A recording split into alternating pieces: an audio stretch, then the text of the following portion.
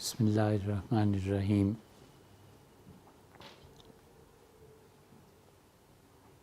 اللہ تعالیٰ کی طرف سے ایک تقسیم ہوئی اور وہ تقسیم جو ہو گئی اب وہ قیامت تک باقی رہے گی۔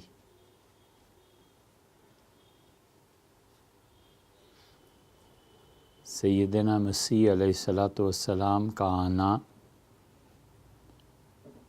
یہ ہمارے اہل سنہ کے مسلم عقائد میں سے ہے۔ وہ تشریف لائیں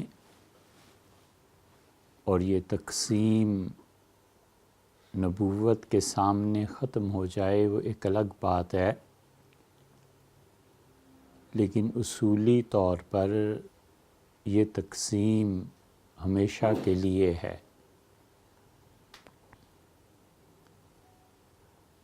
کچھ لوگ تھے انہوں نے عقیدے کا دفاع عقلی طور پر کیا اور یہ تقسیم میں پہلی چیز تھی اور یہ علم کلام تھا۔ علم کلام کی ضرورت پیش آئی جب عقیدے پر عقلی اعتراضات نے جنم لیا۔ صحابہ کرام رضی اللہ عنہم کے دور میں یہ بہت معمولی چیز سامنے آتی ہے کہ کسی نے عقیدے پر عقلاً کوئی اشکال پیش کیا ہو۔ وجود اگرچہ ملتا ہے لیکن عمومی سطح پر نہیں۔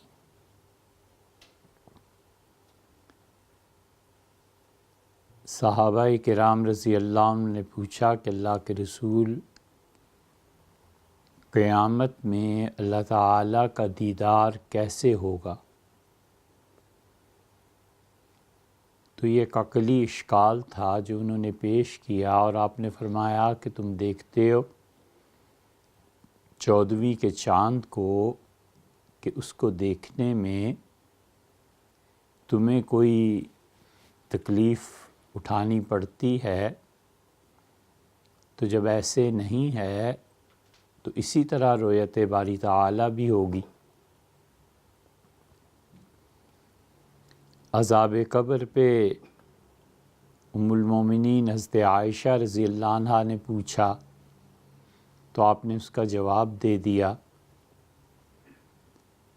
بعض چیزیں سیدنا عمر رضی اللہ عنہ نے پیش کیں تو آپ نے اس کا جواب دے دیا،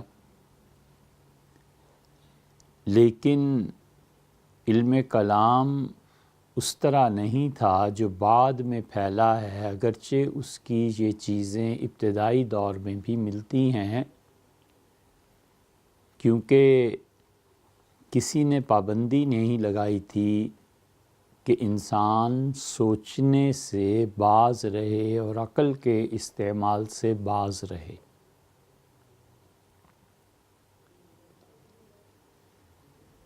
چنانچہ یہ چیزیں جب فلسفہ آیا اور بات کو بڑھی ہیں تو حضور صلی اللہ علیہ وسلم کے بعد صحابہ کرام رضی اللہ عنہم کے آخری دور میں جب چھوٹی عمر کے صحابہ رضی اللہ عنہم رہ گئے تھے، اس وقت یہ چیز زیادہ کثرت سے پیش آئی ہے۔ اختلاط ہو گیا تھا عجمی اقوام کے ساتھ، پھر یہ چیز پیش آئی، اور جگہ عرفان صاحب بنانی پڑے گی اور کرسیاں کہیں سے منگا لیجیے کہیں سے۔ تو جب اختلاط ہوا ہے فلسفے کے ساتھ تو پھر یہ چیزیں بڑھی ہیں۔ تقدیر کا مسئلہ، اس جسم کا دوبارہ پیدا ہونا، مٹی میں مل جانے کے باوجود اٹھایا جانا، عذاب قبر کا مسئلہ، قبر کی زندگی کا مسئلہ، یہ ساری چیزیں جتنا اختلاط ہوا عجمی اقوام سے یہ پیش آئی ہیں، اور کسی نے نہیں روکا کہ تم ایسے سوال نہ کرو، یہ کفر ہے، یہ چیز ہے، یہ چیز ہے۔ اور جواب دینے والوں نے بھی جواب دیا، اور بہت جرات مندی سے جواب دیا۔ تو شریعت کو عقلاً ثابت کرنا، اور جو عقلی طور پر شریعت پہ سوالات وارد ہوتے ہیں عقیدے کے باب میں خاص طور سے، ان کا جواب دینا، یہ علم کلام کا موضوع تھا۔ اور چونکہ عقیدہ سب سے بڑی چیز ہے، کفر اور اسلام ان تمام کا دار و مدار اس پہ ہے، تو اس لیے سب سے زیادہ اہمیت اسی کی ہوئی، اور اسے ہی فقہ اکبر قرار دیا گیا کہ فقہ اکبر یہ ہے۔ اور اب اتنا اس کا زوال ہے کہ جو اپنے آپ کو مفتی اور اس سے کم کے درجے کے سمجھنے والے کی تکفیر کریں، انہوں نے عقیدہ پڑھا ہی نہیں ہے کہ عقیدہ ہوتی کیا چیز ہے۔ اللہ کی ذات، صفات، کچھ خبر نہیں کہ صفات باری تعالیٰ کیا ہیں۔ ہمارے ہاں بچے تحقیق کے لیے ان چیزوں کے لیے آتے ہیں اور تخصص کیا ہے فلاں میں اور فلاں میں، تو عقیدے کے باب میں جب بات کریں تو معلوم ہوتا ہے کہ عقیدے کو پڑھا ہی نہیں کہ عقیدہ ہوتی کیا چیز ہے۔ اللہ تعالیٰ کی صفات کے بارے میں قطعی طور پر لا علمی ہے کہ اللہ کی صفات ثمانیہ کیا ہے،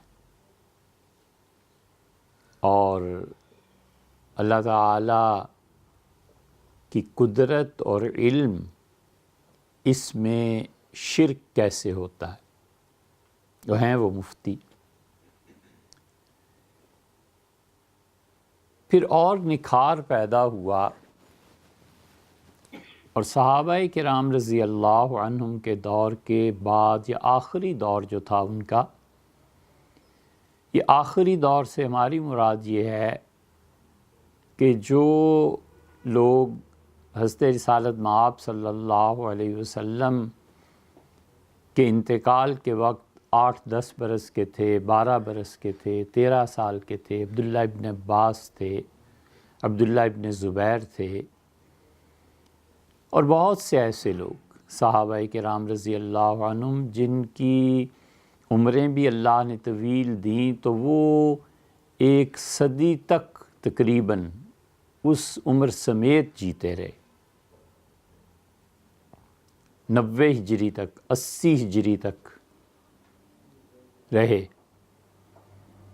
اور دیر سے پھر انتقال ہوا۔ 108 ہجری میں حضرت ابو طفیل واصلہ رضی اللہ عنہ ان کا نام تھا، بصرہ میں رہتے تھے، اور آخری صحابی رضی اللہ عنہ ہیں جن کا انتقال ہوا 108 ہجری میں۔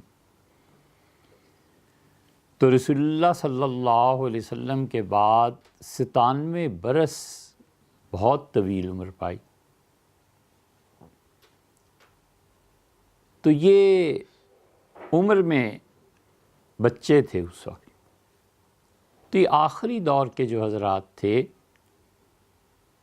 اس زمانے میں آہستہ آہستہ یہ دوسری تقسیم شروع ہوئی، اور وہ فقہ کی تھی کہ یہ چیز فرض ہے، یہ چیز ضروری ہے، یہ چیز مکروہ ہے، اس چیز میں ناپسندیدگی ہے۔ فقہی اصطلاحات جو بعد میں بنی ہیں وہ بہت بعد کی بات ہے، یعنی دوسری صدی ہجری کی، لیکن پہلی صدی ہجری کے آخر پہ، اور یہ باتیں حدیث میں بھی آئی تھیں۔ صحابہ کرام رضی اللہ عنہم ان اصطلاحات کو استعمال کرتے تھے کہ یہ چیز ضروری ہے اور یہ چیز ضروری نہیں ہے، مکروہ قرار دیتے تھے۔ امام مالک رحمۃ اللہ علیہ کے ہاں بہت سی چیزوں کے بارے میں یہ ملے گا کہ وہ فرماتے تھے کہ یہ چیز ناپسندیدہ ہے، اور کبھی کہتے تھے کہ اس چیز پر ہمارے شہر والوں کا عمل نہیں ہے۔ اہل مدینہ کا عمل حجت تھا یا نہیں تھا؟ اہل مدینہ جو کچھ کرتے تھے وہ دین تھا یا نہیں تھا؟ امام بخاری اور امام مالک رحمۃ اللہ علیہ یہ حضرات اسے حجت اور دلیل دین میں مانتے تھے۔ امام مالک رحمۃ اللہ علیہ کا ماننا تو بہت زیادہ معتبر ہے، اس لیے کہ امام بخاری رحمۃ اللہ علیہ بنیادی طور پہ محدث تھے۔ وہ فقیہ جو ہوتا ہے وہ ایک الگ چیز ہوتی ہے۔ تو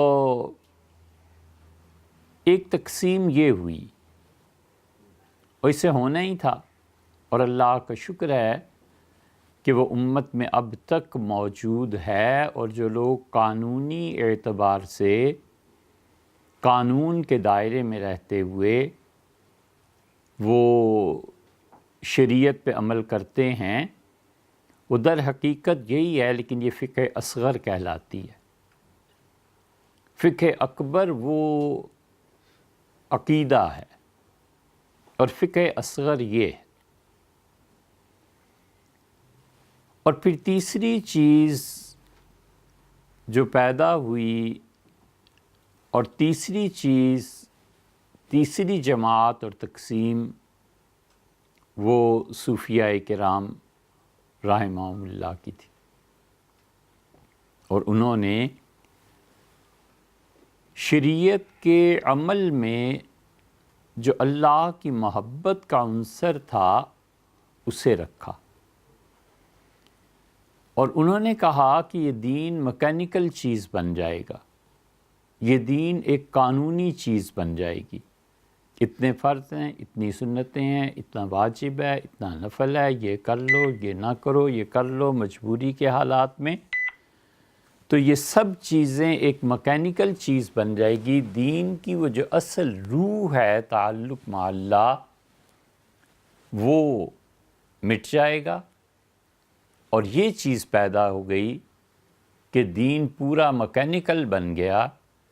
تو یہودیت اور عیسائیت میں جو تباہی آئی ہے اس کی ایک وجہ یہ بھی تھی کہ ان کا دین بالکل مکینکس کی صورت اختیار کر گیا تھا، کہ قانونی حیثیت ہے اس کی، یہ گناہ کرے تو یہ سزا دے دو، یہ گناہ کرے تو یہ چیز کر دو، یہ نیکی کرے تو اتنا ثواب ملے گا، یہ ہوگا، یہ ہوگا، اور وہ جو اصل تعلق مع اللہ تھا وہ مغلوب ہو گیا، ایک طرح سے ختم ہو گیا۔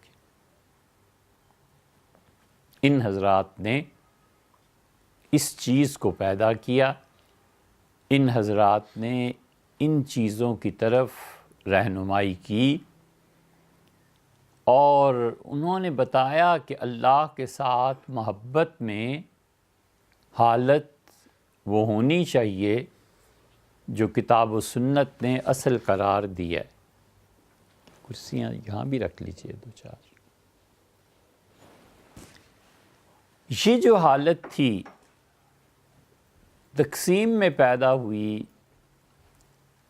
اس کے دو طریقے ہوئے، اور اصل آج جو چیز عرض کرنی ہے وہ انہی دو طریقوں کے متعلق تھی۔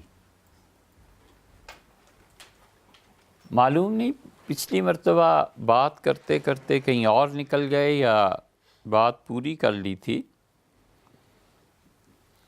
یہ تصوف اور سلوک اور احسان، اس کا ایک درجہ وہ ہے جو صوفیہ متقدمین میں تھا۔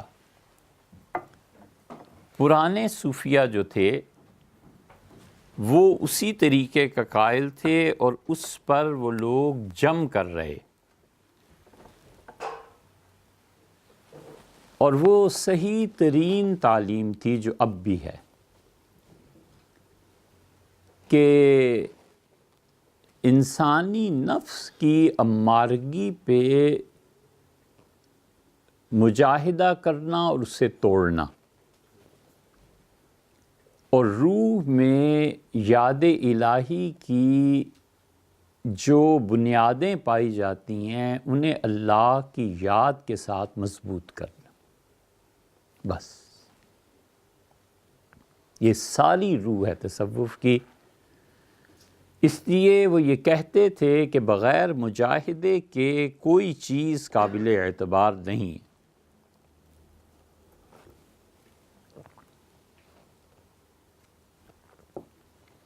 اور اس میں بڑا سوال جو لوگ اٹھاتے ہیں کہ کسی زمانے میں کسی آدمی کو کوئی شیخ نہ ملے، کسی بھی بزرگ سے اس کا دل نہ لگے، یہ سب نفسیاتی کیفیات ہیں، انسان میں پیدا ہوتی ہیں، تو وہ کرے کیا؟ تو صوفیہ متقدمین میں ایک طریقہ تھا، اور وہ طریقہ آہستہ آہستہ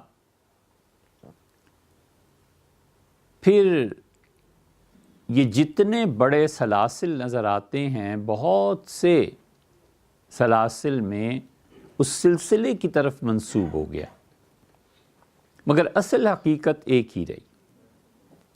معلوم نہیں پچھلی مرتبہ یہ بات عرض کی تھی یا نہیں، یا کہیں اور نکل گئے،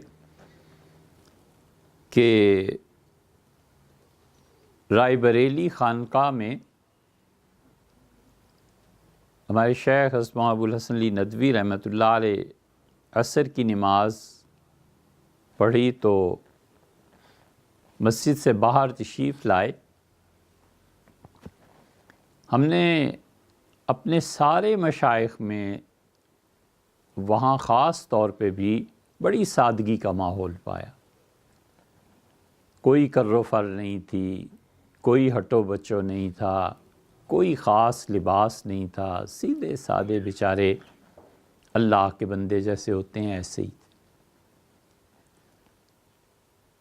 اور وہ دور تھا جب حضرت مولانا علی میاں صاحب رحمۃ اللہ علیہ کا نام پورے عالم اسلام میں ڈنکے کی طرح پٹ رہا تھا، اور مسجد دروازے پہ پہنچ کے اپنے جوتے خود ہی اٹھائے اندر رکھے، پھر باہر نکلے تو اپنے جوتے خود ہی اٹھائے اور رکھ دیے۔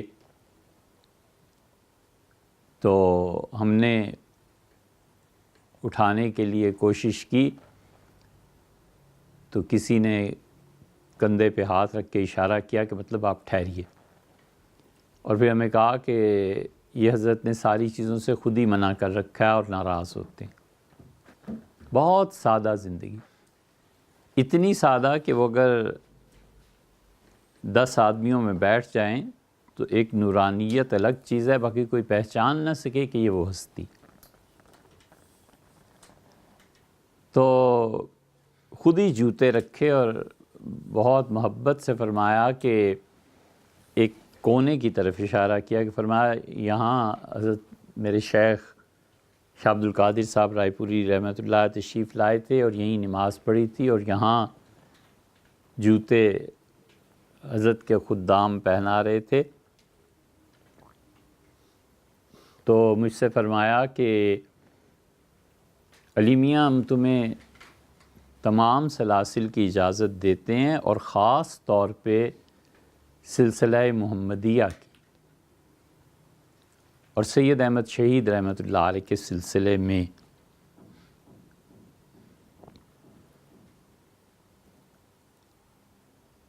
تو فرمایا یہاں حضرت رحمۃ اللہ علیہ کھڑے تھے، اور یہاں مجھ سے یہ فرمایا تھا، ایک پتھر تھا، فرمایا اس کے ساتھ مسجد سے باہر ایک قبر بھی ہے، تو وہ ساری بات ارشاد فرمائی۔ اس میں یہ جو فرمایا نا کہ حضرت رائے پوری رحمۃ اللہ علیہ نے سلسلہ محمدیہ میں مجھے اجازت دی تھی، اور کہا تھا کہ خاص طور پہ سید صاحب رحمۃ اللہ کے سلسلے میں، یہ سلسلہ محمدیہ ہے کیا؟ پھر ایک مرتبہ کوئی بات تھی عرض کی یہاں سے ٹیلی فون پہ، تو فرمایا کہ میں فلاں تاریخ سے فلاں تک آکسفورڈ یونیورسٹی لندن میں کچھ لیکچرز ہیں، ان کے لیے جا رہا ہوں، تو تم آ سکو گے؟ عرض کیا کہ آ جاتے۔ حاضر ہوئے تو آکسفورڈ میں رہنے کا موقع ملا، تو بلا سان و گمان ایک دن فجر کی نماز کے بعد سب نے پڑھی۔ حضرت رحمۃ اللہ کی معذوری کی وجہ سے پہلے وقت میں جو ہی صبح صادق ہوتی تھی فجر پڑھ لیتے تھے، تو تشریف لے گئے، پھر یاد فرمایا تو حیرت ہوئی کہ اس وقت کیا ہوا ہے، تو ایک پرچہ لکھا ہمارے سامنے اور فرمایا کہ میں سلسلہ محمدیہ میں آپ کو اجازت دیتا ہوں، وہ ہے بھی تحریر محفوظ بھی ہے۔ تو یہ سلسلہ محمدیہ کیا چیز ہے؟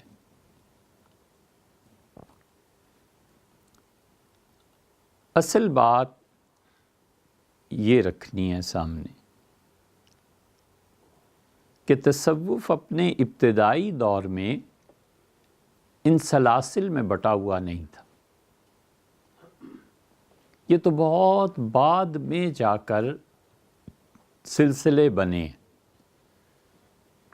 تاج العروس عربی زبان کا انسائکلوپیڈیا ہے، کمال کی چیز ہے، زبیدی نے لکھا ہے، اور وہ یمنی تھے اور علم حاصل کرنے کے لیے، برکات کے لیے حضرت شاہ ولی اللہ رحمۃ اللہ سے پڑھنے دہلی آئے تھے، اور اتنی بڑی کتاب ہے وہ کہ اس زمانے کے بعض جو پڑھے لکھے مسلمانوں میں گورنر اور بڑے بڑے عہدوں پہ تھے، انہوں نے اسے سونے کے برابر تول کر حاصل کیا۔ انہوں نے کہا اس کی قیمت ہو ہی نہیں سکتی، سونے سے تولو اور یہ جس نے لکھی ہے اس کو سونا بھیجو۔ انہوں نے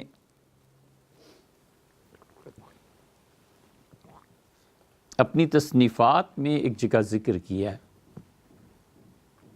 اب وہ ڈھونڈے سے بھی حوالہ نہیں مل رہا ان دنوں، لیکن یہ پتہ ہے کہ انہوں نے ایک جگہ لکھا ہے کہ حضرت جابر ابن عبداللہ رضی اللہ عنہ سے یہ سلسلہ چلا تھا، سیدنا عمر رضی اللہ عنہ کا تصوف میں یہ سلسلہ تھا، فلاں کا یہ سلسلہ تھا۔ اب وہ ساری چیزیں وقت کے ساتھ ساتھ یا تو ختم ہو گئیں اور یا پھر علاقوں میں محدود ہو گئیں۔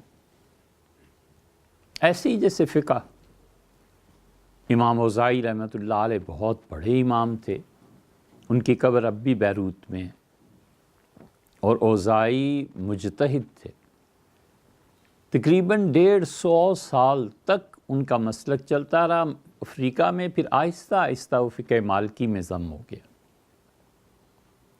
اسی طرح تصوف میں بھی ہوا ہے کہ سلاسل کئی ایک صحابہ کرام رضی اللہ عنہم سے چلیں، اور اب موجودہ دور میں بہت کم پائے جاتے ہیں۔ مثلاً ایک سلسلہ تھا مداریہ، اور سلسلہ مداریہ کے جو مشائخ تھے ان میں بہت زیادہ کرامتیں ہوتی تھیں،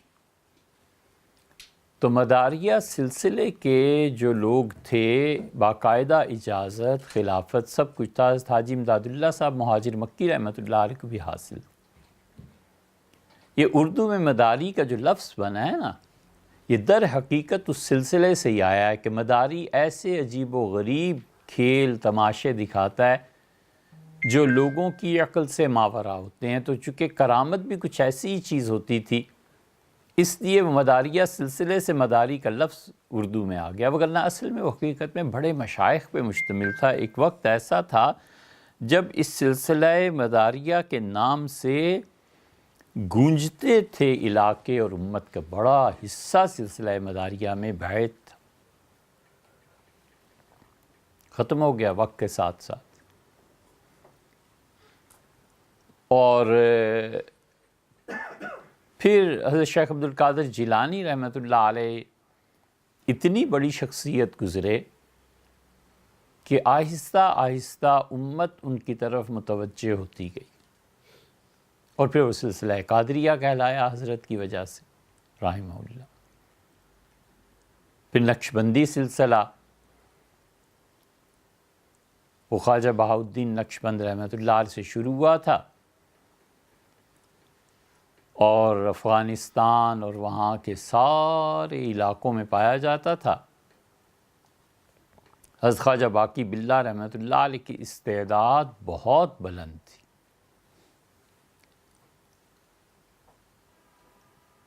مثال اللہ تعالیٰ محفوظ رکھے بے ادبی سے، مگر بعض بچوں میں آپ دیکھیں تو ان کے کھانے کی، پینے کی، پڑھنے کی کوئی نہ کوئی صلاحیت بہت زیادہ ہوتی ہے، اس کی تسلی نہیں ہوتی. کھائے گا، پھر تھوڑی دیر بعد کہے گا امی کچھ اور بھی ہے کھانے، پھر تھوڑی دیر بعد.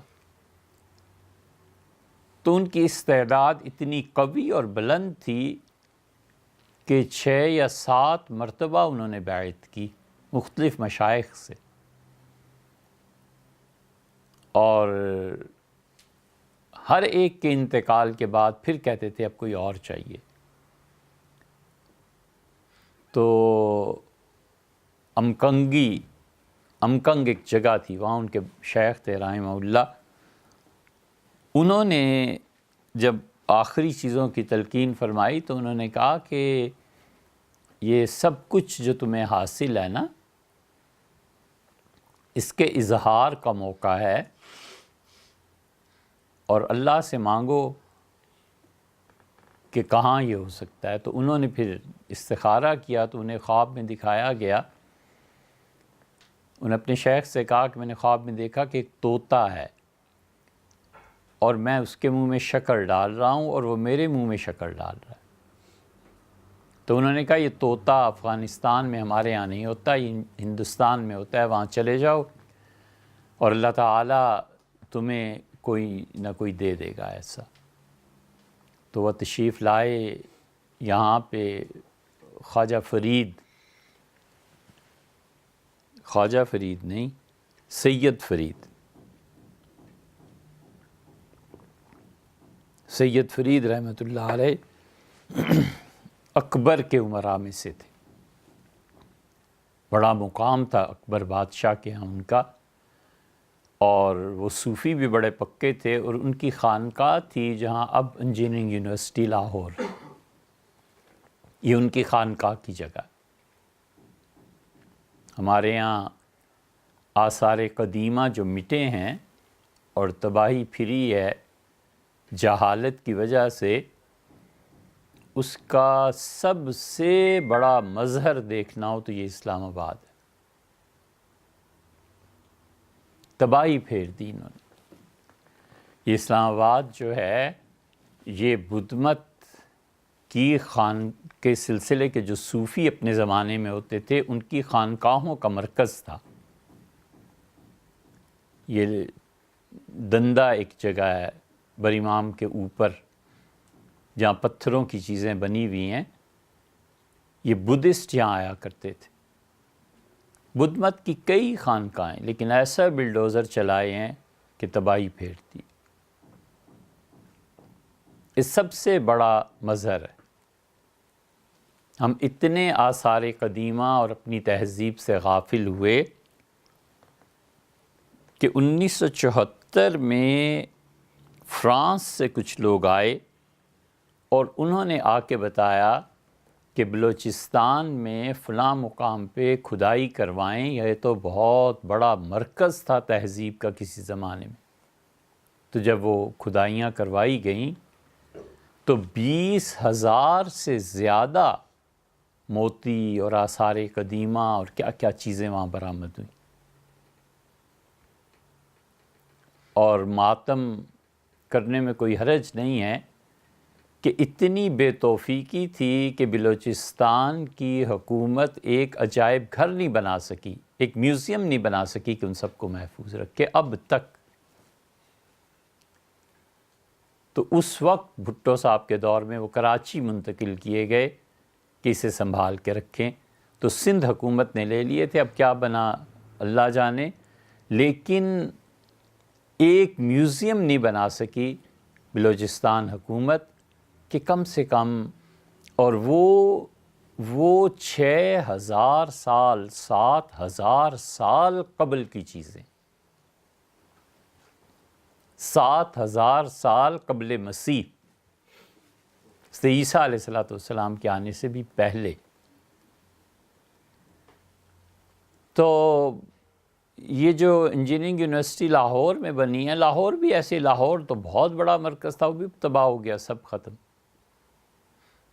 یہ پرانا قلعہ پنڈی میں تھا، یہ آہستہ آہستہ ختم ہو گیا۔ یہ اسلام آباد میں کئی چیزیں بالکل مٹ گئیں، حتیٰ کہ اسلام آباد کی تاریخ اب کون لکھے گا کہ کتنے گاؤں تھے، کون کون لوگ رہتے تھے، کس زمانے میں یہ آباد تھے، کون سی مسجدیں قدیم تھیں، کچھ بھی نہیں۔ ان پڑھ لوگوں نے سیکٹرز بنائے، تقسیمات کی اور بلڈوزر چلا دیے، کوئی پرواہ نہیں کہ کیا ہے۔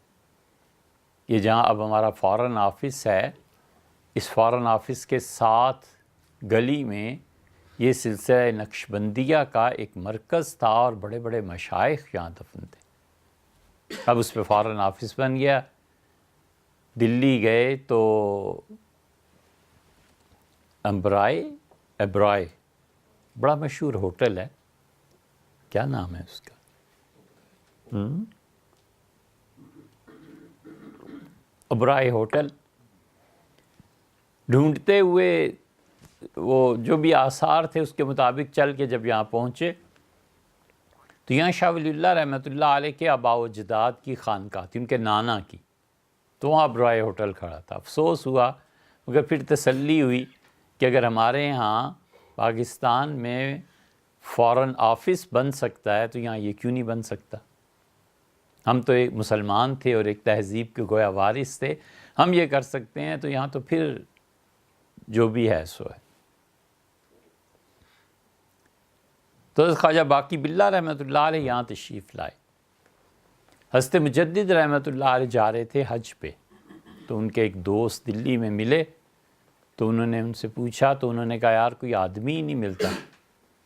انہوں نے کہا ایک بزرگ تشریف لائے ہیں، اگر مناسب سمجھو تو چلو، وہ لے گئے۔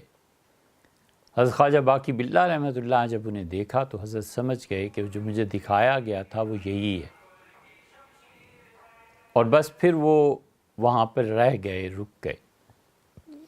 حضرت خواجہ باقی باللہ رحمۃ اللہ نے اپنے پاس رکھا اور پھر ایک خط میں لکھا کہ مثل ما ہزارہا سیارگان در راہ اوست گم۔ میں خواجہ باقی باللہ تمہیں کہتا ہوں کہ مجھ جیسے طریقت اور تصوف کے آسمان کے ہزاروں ستارے اس سورج کی روشنی میں گم ہیں۔ یہ اتنا بڑا آدمی ہے۔ حضرت مجدد الفسانی رحمۃ اللہ علیہ کے متعلق یہ تحریر فرمایا۔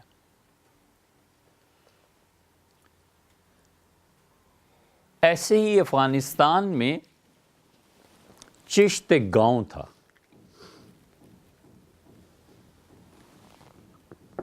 وہاں کے صوفی بہت مشہور تھے، دنیا سے اجتناب، سادگی کی زندگی، اللہ کے ساتھ محبت اور شوق کا تعلق اور اس کا اظہار، اللہ کا ذکر، اللہ کو پکارنا، یہ سب خصوصیات تھیں اس گاؤں کی۔ اور وہاں سے جو بھی صوفی کہیں نکلا وہ چشتی کہلایا۔ چشت ایک گاؤں ہے، جیسے لاہور ایک شہر ہے تو لاہور کی نسبت سے چشت گاؤں تھا، اس گاؤں کی نسبت سے وہ چشتی کہلائے، اور ان میں بڑی شخصیت حضرت خواجہ معین الدین چشتی رحمۃ اللہ علیہ کی تھی، اور وہ یہ اس چیز کا انکار نہیں کرنا چاہیے، اس پہ مستقل گفتگو تو بڑا مشکل ہے، لیکن یہ ہوتا ہے کہ حضور اقدس صلی اللہ علیہ وسلم اس نظام سے کسی کی رہنمائی فرماتے ہیں کہ فلاں جگہ چلے جاؤ، وہ تمہارے لیے۔ تو نبی کریم صلی اللہ علیہ وسلم نے ان سے کہا یہ چیزیں بے اصل نہیں ہیں، آدمی کا دل نہ مانے ایک الگ بات ہے، کون کہتا ہے کہ ضروری مانو، کوئی جبر تھوڑا ہی ہے، لیکن یہ کہ اس نظام پر اٹھ کے تنقید کرنا اور اس کو باطل قرار دے دینا، یہ لوگ جھوٹے نہیں تھے، اگر جھوٹے ہوتے تو ان لوگوں میں برکت نہ ہوتی، جھوٹ میں بھی کبھی برکت ہوتی ہے، وہ جلد یا بدیر کھل کے رہتا ہے۔ تو نبی کریم صلی اللہ علیہ وسلم نے کہا کہ بیرو ملک ہند بگیر، جاؤ اور ہندوستان کو سنبھالو۔ پھر وہ افغانستان کو ترک کر کے ہندوستان آ گئے، اور پھر جو سلسلہ ان کا پھیلا ہے چشتی اور نظامی، چشتیہ سلسلے میں پھر بڑی دو شاخیں صابری اور نظامی بن گئیں رحمہم اللہ، اور پھر جو بھی ہے۔ ان سب سے پہلے یہ جو تصوف تقسیم ہوا ہے، اس تقسیم سے پہلے ایک مشرب تھا، ایک مسلک تھا جسے باقاعدہ طور پر تو نہیں، لیکن یہ صوفیہ اسے محمدی طریقہ کہتے تھے، اور پھر آہستہ آہستہ جب بات بنی، تحریر، کتاب، اصطلاح میں آئی، تو انہوں نے کہا یہ طریقہ محمدیہ ہے۔ خواجہ میر درد، ان کے والد، یہ اس کا دعویٰ کرتے تھے کہ وہ طریقہ محمدیہ کے مشائخ میں سے ہیں، اور خواجہ میر درد رحمۃ اللہ علیہ نقشبندیہ سلسلے میں اگرچہ وہ خلیفہ تھے،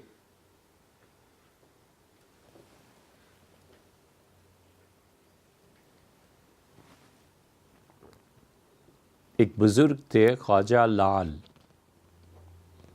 ان کے حالات نہیں ملتے، لیکن ان کی عظمت کا اندازہ کرو کہ شاہ ولی اللہ رحمۃ اللہ علیہ کے بیٹے شاہ عبد القادر صاحب محدث دہلوی رحمۃ اللہ علیہ ان کے خلیفہ تھے۔ اتنا بڑا آدمی بیعت کے لیے گیا ہوگا تو کچھ تو دیکھا سنا ہوگا، ان کے حالات نہیں ملتے، کچھ پتہ نہیں چلتا کتنے بڑے آدمی اور کیا چیز تھے، لیکن یہ خواجہ میر درد بھی وہیں گئے تھے رحمہ اللہ۔ اپنے آپ کو نقشبندی کہتے ہیں، لیکن انہوں نے کتاب بھی لکھی ہے طریقہ محمدیہ، اور خواجہ میر درد کا دیوان بھی ہے چھوٹا سا، لیکن ایک ایک شعر ہے کمال کا شعر، کمال کی چیزیں لکھی ہیں انہوں نے۔ طریقہ محمدیہ یہ تھا کہ آزادی کے ساتھ اور محبت کے غلبے کے ساتھ اور مجاہدے کے ساتھ اللہ کے قرب کی منازل طے کی جائیں، بس اللہ کا ذکر، اللہ کی یاد، اس میں آزادی، کوئی ایسی چیز نہیں ہے سلسلے کے اعتبار سے جس کی پابندی ہو کہ اللہ اتنی مرتبہ کہنا ہے اور 12 تسبیح کرنی ہے اور ذکر خفی کرنا ہے اور تحلیل لسانی ہے، کوئی پابندی نہیں تھی، آزادی تھی۔ اور وہ کہتے تھے کہ مجاہدہ کرو اللہ کی محبت کے ساتھ، اور اس مجاہدے میں اللہ کی محبت کا غلبہ اور اللہ کی یاد اور اللہ کی قرب کے منازل طے کرنا، اور مجاہدے میں نفس کی جو امارگی ہے اس کو توڑنا، یہ سارا تھا سلسلہ محمدیہ. اور حضرت سید احمد شہید رحمۃ اللہ علیہ نے اس سلسلے کو رائج فرمایا، جاری فرمایا ایک مرتبہ پھر، کیونکہ ان کے زمانے میں بدعات کی کثرت ہو گئی تھی. اور سب سے بڑی بدعت اور سب سے زیادہ بدعات، ہم کفر نہیں کہہ رہے، یہ خیال رہے، ہم بدعت کہہ رہے ہیں. جتنا بڑا مظہر بدعات کا شیعت ہے، امت میں اب تک کوئی اتنا بڑا مظہر نہیں ہے. سب سے زیادہ بدعات انہی میں پائی جاتی. ہمارے نزدیک جتنے دین میں انہوں نے اضافے کیے ہیں بغیر دلیل کے، اور دلیل بھی وہ جو اپنے پاس سے گھڑ لی یا ان روایات کی بنیاد پر جو ان کے ہاں چاہے مستند مانی جاتی ہوں مگر ہمارے ہاں ان کا استناد نہیں ہے، سب سے زیادہ بدعات امت میں شیعہ میں آئی. اس لیے ہندوستان میں شیعت کا غلبہ ہوا.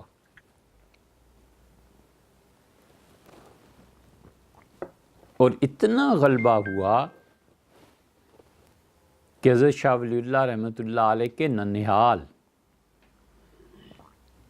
شاہ ولی اللہ صاحب رحمۃ اللہ علیہ کے ایک خلیفہ نواب صاحب سونی پت میں شاہ صاحب کے بڑے قریبی ماموزاد شیعہ ہو گئے.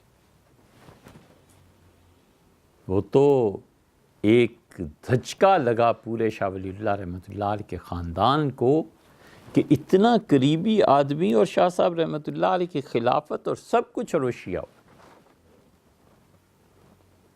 اس لیے جو آتا ہے نا، ربنا لا تزغ قلوبنا بعد اذ ہدیتنا وہب لنا من لدنک رحمہ، یہ اسی لیے پڑھائی جاتی ہے کہ انسان کا کچھ اعتبار نہیں ہے جب تک کہ ایمان پہ موت نہ آ جائے. کوئی اعتبار نہیں.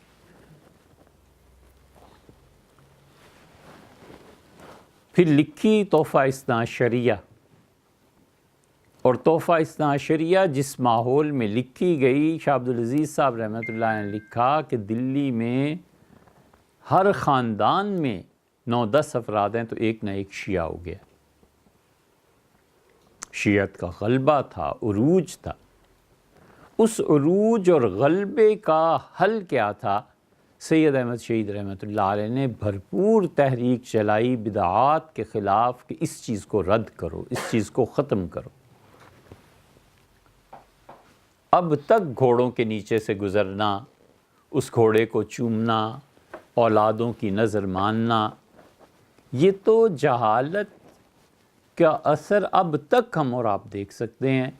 اور اب جہالت کے بعد بجائے اس کے کہ کوئی علم آتا، کوئی دین آتا، ڈائریکٹ اس جہالت سے نکلے تو ایک اور چیز آ گئی، اور وہ ہے ارتداد. اب ارتداد شروع ہو گیا. پہلے جاہل تھے، اب جو 2-4 حرف لکھ پڑ گئے تو اب مسئلہ آ گیا ارتداد پہ، اللہ کے ہونے نہ ہونے پہ، نکاح پہ، اور انکار حدیث پہ، اور متع پہ، اور ایسے نئے سے نئے سوالات گھڑتے ہیں.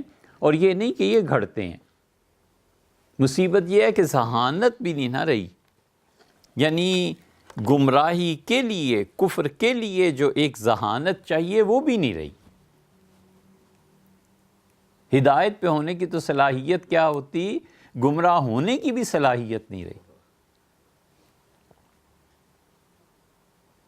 وہی گھسی پٹی باتیں وہ پچھلوں سے سن لیں، کسی نے کسی مستشرق کو پڑھ لیا، قرآن کریم پہ اعتراضات پڑھ لیے، آ کے بیان کرنا شروع ہو گئے. تو ہم کہتے ہیں بھیا یہ جو آپ فرما رہے ہیں نا، یہ فلاں نے لکھا ہے اور اس کا فلاں نے جواب بھی لکھا ہے، چھوڑیے اس بات کو. نئی کوئی بات کی، جب نئی کہاں سے بات آئے؟ نئی بات تو آئے ذہانت سے، اور وہ ہے نہیں.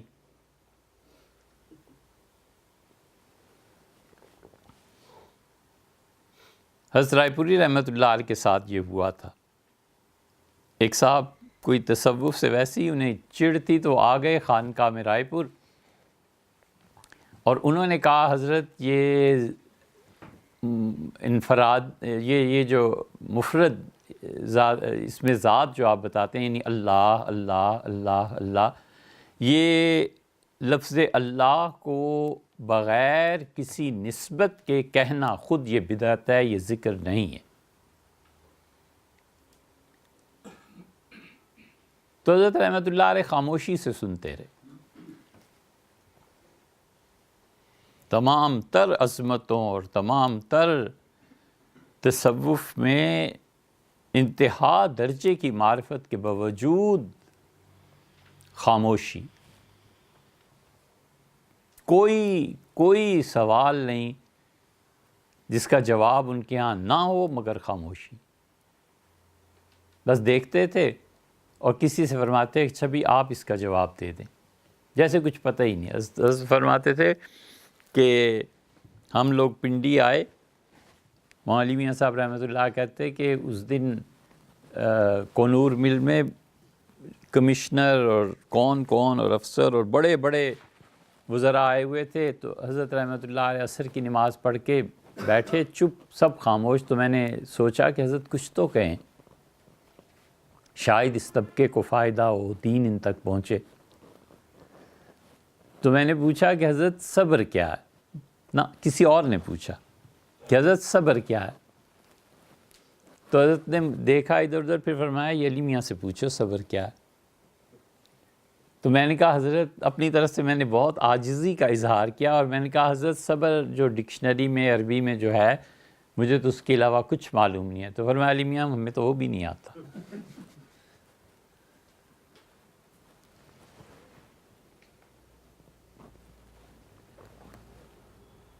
بڑے مبارک قصے ہیں ان کے اور باتیں رحمہم اللہ.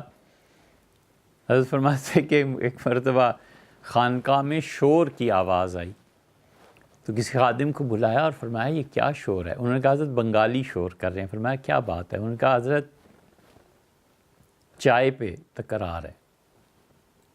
فرمایا اچھا خانقاہ میں چائے پہ تکرار ہو رہی ہے؟ پھر مجھ سے فرمایا کہ علی میاں ہمارے بڑے حضرت شاہ عبد الرحیم صاحب رائے پوری رحمۃ اللہ کے زمانے میں ایک روٹی ملتی تھی 24 گھنٹوں میں، اور جس دن لسی آ جاتی تھی کسی گاؤں سے کوئی بھیج دیتا وہ تو ہماری عید ہو جاتی تھی. پھر سناتے رہے قصے. پھر بلایا باورچی کو اور مجھ سے مشورہ کیا اور فرمایا علی میاں کیا خیال ہے چائے کے بارے میں؟ یہ میں نے ہی شروع کروائی ہے. تو اب لوگ اس پہ بات چیت کرنے لگے ہیں، خانقاہ میں آوازیں بلند ہونے لگی ہیں، یہ کوئی اچھی بات نہیں ہے. تو میرے ذہن میں آیا کہ عرض کروں کہ حضرت اب درویش زیادہ ہو گئے ہیں، چائے کی مقدار بڑھا دینی چاہیے یہ وہ. تو بالکل بے سان و گمان حضرت نے فرمایا کہ علی میاں پھر اس چائے کو بند نہ کر دیں، جڑ ہی اکھڑ جائے. اور باورچی سے کہا کہ جو چائے پکاتے ہو نا ختم کرو اس کو. تو ایسے لوگ تھے، بہت ایک سے ایک بات یاد آتی ہے. لیکن وہ اس آدمی نے آ کے تصوف پہ اعتراض کیا کہ حضرت یہ جو آپ اللہ اللہ کی تعلیم دیتے ہیں نا یہ بدعت ہے. تو سارا تذکرہ اس کے دلائل خاموشی سے سنتے رہے. اور شیخ الحدیث مولانا زکریا صاحب رحمۃ اللہ تشریف فرماتے، حضرت نے اشارہ کیا، فرمایا یہ علمی باتیں ہیں بھی، یہ تو حضرت سے پوچھو. تو حضرت نے فرمایا یہ ساری چیزیں ابن قیم نے فلاں جگہ پر لکھی ہیں، آپ نے کیا نئی چیز لائے ہیں، اور اس کا جواب بھی لکھا جا چکا ہے، اس پہ کیا بحث ہے. بالکل چپ ہو گئے. یہی حال ہمارے دور میں ہے. اور اس کی ایک وجہ یہ بھی ہے جو عقلاً سمجھنی چاہیے کہ مذہب اب موضوع نہیں رہا، دین موضوع نہیں رہا. موضوع یہ رہ گیا ہے کہ جاب کہاں ملے گی، موضوع یہ رہ گیا ہے کہ آپ نے کیا چیز تعلیم میں حاصل کی ہے. حتیٰ کہ لڑکیوں کے رشتے میں بات آنے لگی کہ بیٹی کیا کرتی ہے. غیرت پہ چوٹ پڑتی ہے ایسی کہ بھلا یہ بھی کسی سے پوچھتے ہیں، بہو بھی کمانے والی تمہیں چاہیے، ولیعذ باللہ اس کی کمائی پہ اب گزارا کرنا ہے۔ نہیں، ہمارا مقصد تھا کہ اگر کماتی ہو تو یہ دونوں مل کے اپنا گھر بنا لیں، یہ کر لیں وہ کر لیں۔ کوئی تصور ہی نہیں تھا اب تک بھی اس معاشرے میں کہ لڑکیوں کے متعلق پوچھا جائے کہ جاب کیا کرتی۔ اس لیے جب بدعات کا شیوع ہوا اور بادشاہ وقت کے ہاں بدعات پہنچی اور پھر اس کی ترویج ہوئی اور بادشاہ وقت بیعت ہوا ان سلسلوں میں جا کے، اب کوئی ملک کا سربراہ کسی کو اپنا پیر مان لے تو پھر تو اس کی شہرت میں گھڑیاں، فوری طور پہ مشہور ہو جاتا ہے آدمی کہ فلاں کا فلاں سے تعلق ایسا۔ تو سید احمد شہید رحمۃ اللہ علیہ نے اس سلسلہ محمدیہ کو پھر سے رائج کرنے کی کوشش کی، اور یہ بڑا جواب تھا ان لوگوں کے لیے بھی جو اس زمانے میں بھی اس سوال پہ قائم تھے کہ جائیں کہاں۔ طریقہ محمدیہ جو تھا وہ در حقیقت اس کے مشائخ نے جو کچھ لکھا ہے اور جو کچھ ہے وہ یہ ہے کہ مجموعی اعتبار سے ہم اس کی گویا وکالت کر رہے ہیں یا ایک چیز بیان کر رہے ہیں کہ انہوں نے، ان اللہ کے نیک بندوں نے، خدا کے دوستوں نے یہ کہا کہ نفس انسانی میں برابر کا فاصلہ ہے قرب اور بعد کا۔ انسان کا نفس جتنا اللہ کے قریب جا سکتا ہے اتنا ہی اللہ تعالیٰ سے دور بھی جا سکتا ہے، اور اس کی اساس قرآن ہے، وہ کتاب و سنت سے نہیں نکلے۔ اسی طریقہ محمدیہ کو اہل حدیث حضرات میں جو غزنوی تھے نا، انہوں نے بھی اپنایا۔ وہ بظاہر سلسلہ نقشبندیہ میں بیعت لیتے تھے۔ حضرت سید صاحب رحمۃ اللہ خلفاء میں مولانا حبیب اللہ صاحب تھے افغانستان میں، اور وہ آئے تھے وہاں اس زمانے میں افغانستان میں فقہ حنفی کو چھوڑ کر کسی اور چیز پہ عمل کرنا، پٹھانوں کی جو ایک فطری چیز تھی انتہا پسندی، اس میں قتل کے مترادف چیز تھی۔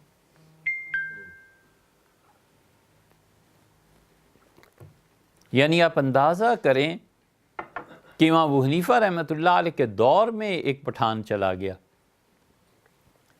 وہ گیا کہاں تھا؟ حج کے لیے۔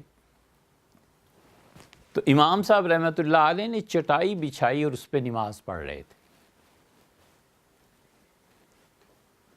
تو اس نے مڑ کے دیکھا اور امام صاحب رحمۃ اللہ علیہ کو کہا کہ یہ بدعت ہے چٹائی پہ نماز پڑھنا۔ تو امام ابو حنیفہ رحمۃ اللہ علیہ دیکھتے رہے اور پھر فرمایا یہ ہے ذہانت۔ فرمایا کہ لقمہ ہمیشہ امام کے پیچھے کھڑا ہونے والے دیتے تھے، یہ پہلی مرتبہ ہوا ہے کہ آگے سے لقمہ مل رہا ہے۔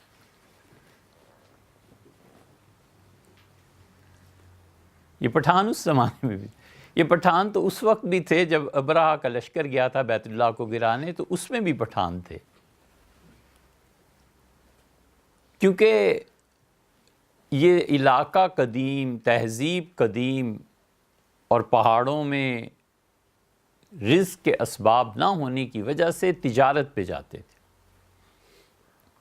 پھر وہ روایات کہ یہودیوں کا ایک قبیلہ گم ہو گیا تھا، پھر یہ پٹھان اصلاً یہودی ہیں، بہرحال یہ ایک تاریخ کی بحث ہے۔ تو امام ابو حنیفہ رحمۃ اللہ علیہ کے زمانے میں بھی ایسی بات تھی۔ تو امام صاحب رحمۃ اللہ نے بڑی حکمت سے اس کا جواب دیا، وہ کئی مرتبہ ریکارڈنگ میں آ چکا ہے۔ تو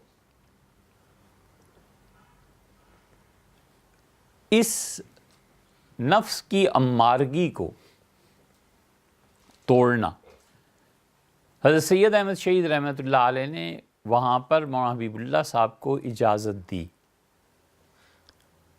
اور وہ حضرات حدیث کے مطابق اور خود فقہ حنفی میں امام محمد رحمۃ اللہ جیسے ثقہ اور امام رکن رکین ہیں حنفی فقہ کے رحمہ اللہ، انہوں نے اب سب یہ روایات نقل کی ہیں کہ حضور صلی اللہ علیہ وسلم تشہد میں انگلی اٹھاتے تھے۔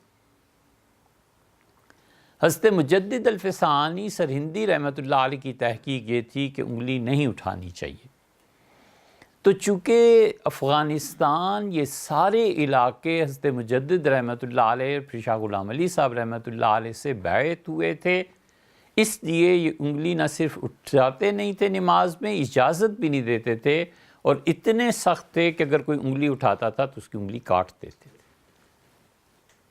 ہم نے ایسے مجددی سلسلے کے مشائخ دیکھے ہیں جو اب تک چٹائی پر نماز پڑھنا بدعت کہتے تھے۔ افغانستان کے پٹھان تھے، ایسے ہی زمین پہ نماز پڑھی تو ہم نے پوچھا ان کا، ہمارے شیخ بھی بدعت کہتے ہیں، ہم بھی بدعت کہتے ہیں، اس سے بدعت ہے کہ زمین پہ کوئی اور چیز بچھائی جائے، زمین پہ ہی نماز پڑھنی چاہیے۔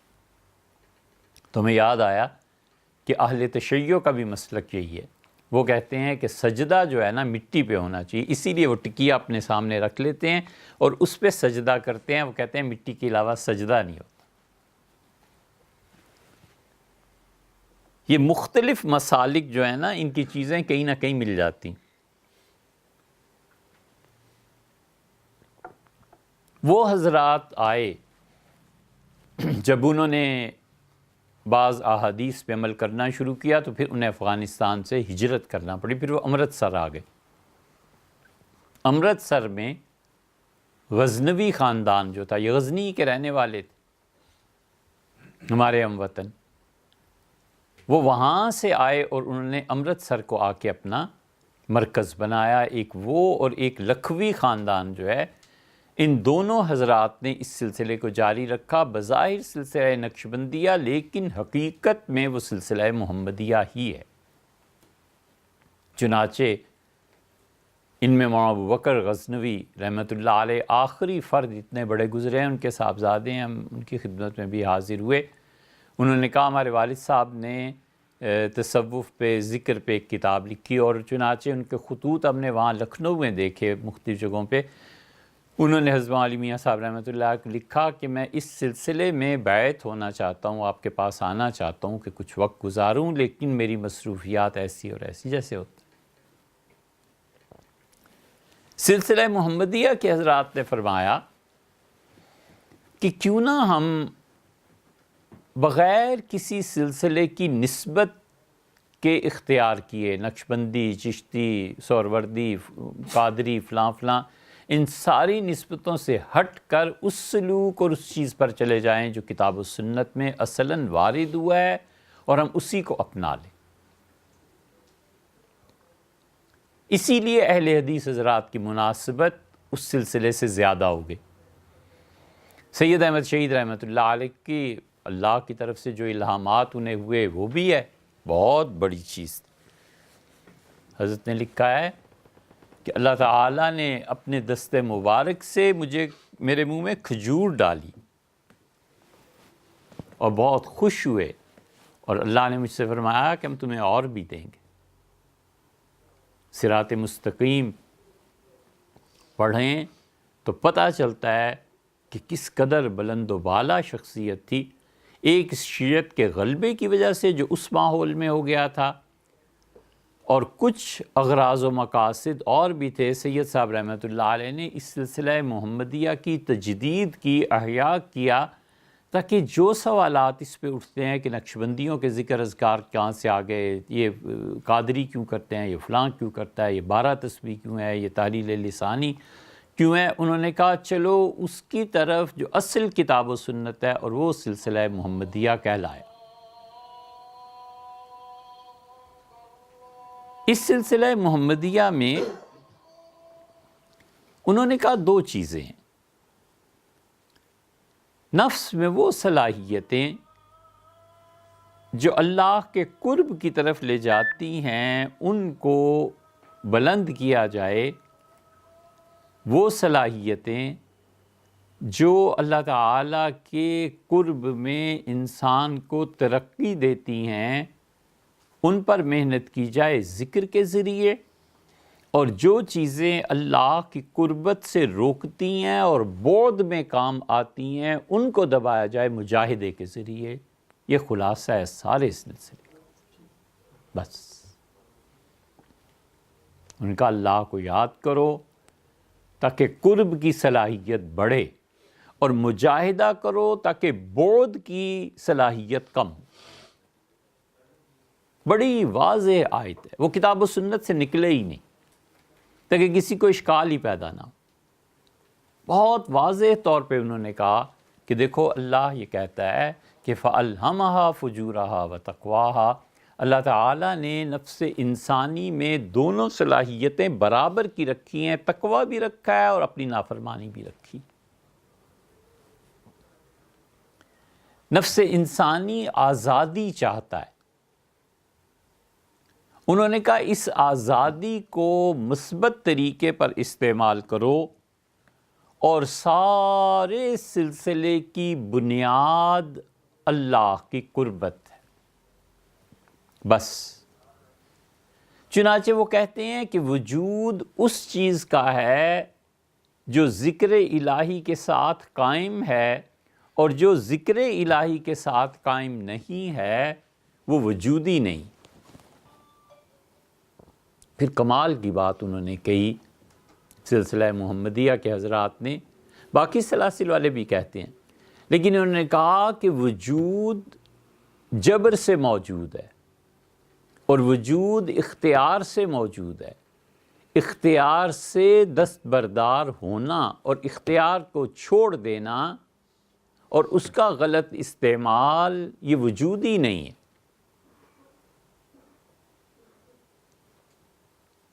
انہوں نے کہا جو وجود جبر سے موجود ہے وہ انسان کے علاوہ ساری چیزیں. پہاڑ ہٹنا چاہے، مرنا چاہے تو پہاڑ نے اب کیا مرنا ہے؟ درخت مرنا چاہے تو کیا اس کا مرنا ہے؟ یہ سب باری تعالیٰ کی تکوینیات کے تحت ہو رہا ہے کہ زلزلہ آ گیا، پہاڑ ٹکڑے ٹکڑے ہو گیا، ایک پہاڑ کا بڑا ٹکڑا کہیں اور جا کر گر پڑا، ہزاروں سال گزر گئے. ہمیں کیا پتہ اس دنیا میں کتنے انفجار ہوئے ہیں، کتنی مرتبہ زلزلے آئے ہیں، کون سے شہر مٹے ہیں، کون سے شہر بنے. اٹلی میں ایک شہر اب دریافت ہوا ہے، پتہ نہیں کب زلزلہ آیا تھا، پورا آتش فشاں پہاڑ اس پر چھا گیا اور سب مٹ کے ختم ہو گئے. سورج اور زمین کا فاصلہ اب آج دیکھ لیں کتنا ہے. اللہ تعالیٰ نے فرمایا ہے کہ مجال نہیں ہے سورج کی کہ جو آربٹ ہم نے اس کا مقرر کر دیا ہے اس سے نکلے. اگر سورج اپنے دائرے سے نکل کے سورج سے جا کے ٹکرا جائے، 6 گھنٹے کے اندر اندر یہ پوری زمین ہی ختم ہو جائے، کوئی نام لینے والا بھی نہ ہو کہ انسان نام کی کوئی مخلوق پائی بھی جاتی تھی کہ نہیں پائی جاتی تھی. نیست و نابود ہو جائیں، سب جل کے خاک ہو جائیں.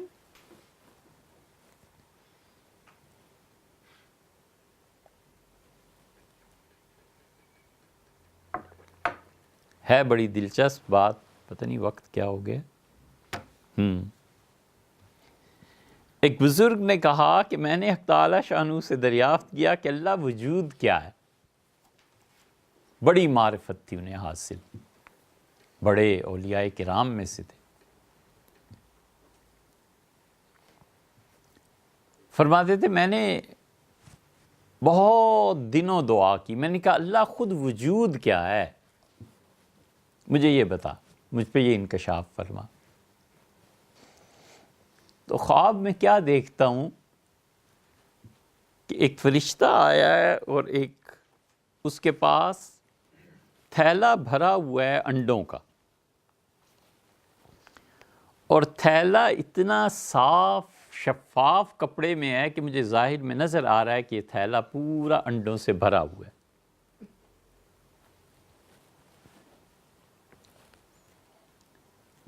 تو میں نے اس فرشتے سے کہا کہ ایک انڈا مجھے دے دو. دل للچایا تو اس نے انڈا نکالا اور مجھے دیا. اب انڈا جو دیکھتا ہوں تو اتنا صاف شفاف انڈا ہے کہ اس کے اندر بھی دکھائی دے رہا ہے، بڑا خوبصورت. تو میں نے جو اندر اس پہ غور کیا تو سارے خشخاش ہوتی ہے نا، کھاتے ہیں، سالن بھی بنتا ہے، یہ افیون کا بیج، وہ سارا انڈا اس سے بھرا ہوا ہے۔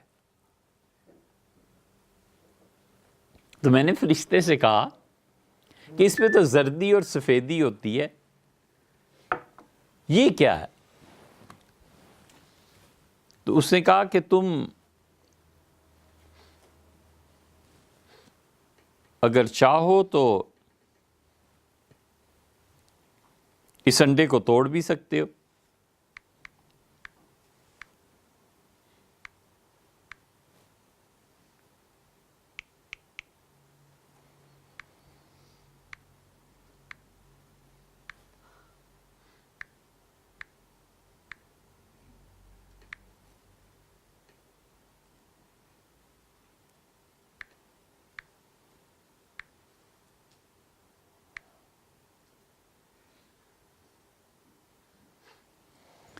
اس نے کہا تم چاہو تو سنڈے کو توڑ بھی سکتے ہو۔ میں نے کہا اس کا نتیجہ کیا نکلے گا؟ نہ انڈا ہے نہ زردی ہے۔ اس نے کہا توڑ کے دیکھو۔ تو میں نے اس انڈے کو ذرا سا جھٹکا دیا تو انڈا ٹوٹا، اور ایک خشخاش کا دانہ میں نے اٹھا کے اپنی ہتھیلی پہ رکھا۔ اس نے کہا اس کو بھی توڑو۔ میں نے اس کو جو توڑا تو پوری زمین، پورا جہان نکل آیا اس میں سے۔ میں نے کہا یہ کیا ہے؟ اس نے کہا یہ تمہارا دائرہ ہے۔ اب جو دیکھتا ہوں تو خود میں بھی اس انڈے سے برآمد ہونے والی زمین پر کھڑا ہوں۔ تو فرشتے نے کہا قدم رکھو۔ میں نے کہا یہ تو زمین کا آخری کنارہ ہے، قدم رکھوں گا تو پتہ نہیں کہاں گروں گا نیچے جا کے۔ اس نے کہا تم وجود کی حقیقت سمجھنا چاہتے ہو؟ ایک یہ تمہارا وجود ہے بظاہر، ایک پوری یہ تمہاری دنیا ہے خشخاش کے ایک دانے میں پوری زمین ہے، اور اس کے علاوہ جتنی خشخاش کے دانے رکھے ہوئے ہیں نا اس انڈے میں، یہ ساری جہان ہے اور ساری کائناتیں ہیں۔ اور یہ ایک انڈے میں جتنے دانے ہیں ان کا حال ہے میرے پاس تو تھیلا بھرا ہوا ہے۔ اس نے کہا تم وجود کی حقیقت دریافت کرتے ہو؟ اللہ تعالیٰ کی کائنات اتنی بڑی ہے، تم کیا سمجھو گے؟ بس بہتر یہ ہے کہ اللہ کو یاد کرتے رہو۔ تو کہتے اس دن مجھے پتا چلا کہ خدا کی یہ کائنات کتنی وسیع ہے۔ وہ جو حضور صلی اللہ علیہ وسلم فرمایا نا کہ آخری آدمی جو جنت میں جائے گا، اللہ اسے بلائیں گے اور پوچھیں گے، وہ کہے گا اللہ جنت تو پر ہو گئی، کوئی جگہ ہی نہیں رہی۔ لمبی حدیث کا خلاصہ یہ کہ اللہ تعالیٰ فرمائیں گے اچھا پھر تمہیں ہم ایسے کرتے ہیں کہ وہ زمین جو چھوڑ کے آئے ہو اس سے 10 گنا بڑی زمین تمہیں ہی دے دیں۔ تو وہ کہے گا اے پروردگار میرے ساتھ مذاق فرماتے ہیں، حالانکہ آپ تو اللہ ہیں۔ تو اللہ تعالیٰ فرمائیں گے کہ اچھا فرشتوں لے جاؤ، اور جس زمین کو چھوڑ کے آیا ہے اس سے 10 گنا بڑی زمین اس اکیلے کو دے دو۔ اور یہ آخری آدمی ہے جس پہ اللہ کا اتنا انعام ہے، تو خود جنت میں کیا ہوگا؟ اس لیے یہ جو سلسلہ محمدیہ ہے نا، اس کے مشائخ کہتے ہیں کہ وجود یہ اللہ کے ذکر اور اللہ کی یاد کے ساتھ ہے۔ وجود ایک تو وہ ہے جو جبر کے ساتھ قائم ہے، پہاڑ ہیں کچھ نہیں کر سکتے، اللہ تعالیٰ چاہے تو ریزہ جیسے قیامت میں، اور اللہ نہ چاہے تو پھر کھڑے۔ اور وہ کہتے ہیں دوسرا وجود کائنات میں اختیاری ہے، اور وہ انسان ہے۔ یہ اتنی بڑی چیز ہے انسان کہ اس کا وجود اختیاری ہے، موت، خودکشی سب اختیار دیا ہے۔ ومن شاء فلیؤمن، تم میں سے جو چاہے ایمان، ومن شاء فلیکفر، جو چاہے کفر کرے، آزادی دی۔ کلن نمد ہؤلاء وہؤلاء، اور ہم ہر ایک کو مہلت دیتے ہیں، نیک لوگوں کو بھی برے لوگوں کو بھی، ہم ہر ایک کو دیتے ہیں۔ یہ اختیار انسان کا ہے۔ وہ کہتے ہیں اس اختیار میں جو اللہ کے ساتھ منسلک ہے وہ زندہ ہے، اور جو اللہ کے ساتھ منسلک نہیں ہے وہ مردہ ہے۔ چنانچہ اس پہ روشنی پڑتی ہے. ایک اور بزرگ تھے، ان کے احوال میں آتا ہے کہ میں صبح کوئی چیزیں پڑھتا تھا یہ اور مجھے اندازہ ہوتا تھا کہ اللہ تعالیٰ میرے ان جملوں سے بہت خوش ہے جو میں اس کی تعریف کرتا ہوں. چنانچہ کچھ حالات ایسے پیش آئے کہ مجھے یقین ہو گیا کہ جملے مجھے پڑھنے چاہیے، تو میں اپنے طور پہ پڑھتا رہتا تھا. وہ خود عالم دین بھی تھے، تو کہتے تھے کہ میں نے علم کے مطابق غور کیا تو اس میں کوئی چیز ایسی بدعت کی نہیں تھی. اور اس دن تو مجھے یقین ہو گیا کہ اللہ کو یہ جملے پسند ہیں. جب میں سو کے اٹھا اور اس دن وہ ذکر نہیں کر سکا، مصروفیت تھی، تو میں گھر سے باہر نکلا تو مجھے کرامت کے طور پہ پرندوں کی آواز سمجھ میں آئی، اور ذرا سی دیر کے لیے ایک چڑیا دوسرے سے میرا نام لے کے کہہ رہی تھی کہ وہ مر گیا. اس نے کہا کہ وہ تو زندہ ہے. اس نے کہا زندہ اللہ کی یاد کے ساتھ تھا، سویا ہوا مردہ ہوا سب برابر ہے. تو پھر مجھے خیال آیا، اس کے بعد مجھے سمجھ نہیں آئی کیا ہے، مگر میں سمجھ گیا کہ اوہو، جب میں نے ذکر نہیں کیا، اللہ کو یاد نہیں کیا، تو گویا میں مردہ ہی ہوں. یہ مجھے سمجھا دیا. تو کہتے ہیں وجود اختیاری طور پہ یہ صرف اللہ کی یاد کے ساتھ ہے. خدا کی یاد کے علاوہ کوئی چیز ایسی نہیں ہے کہ اختیار کے ساتھ جی رہی ہو. اختیار پیدا کیا جائے، واپس لے لیا جائے، یہ فقہا کے اپنی مباحث ہیں.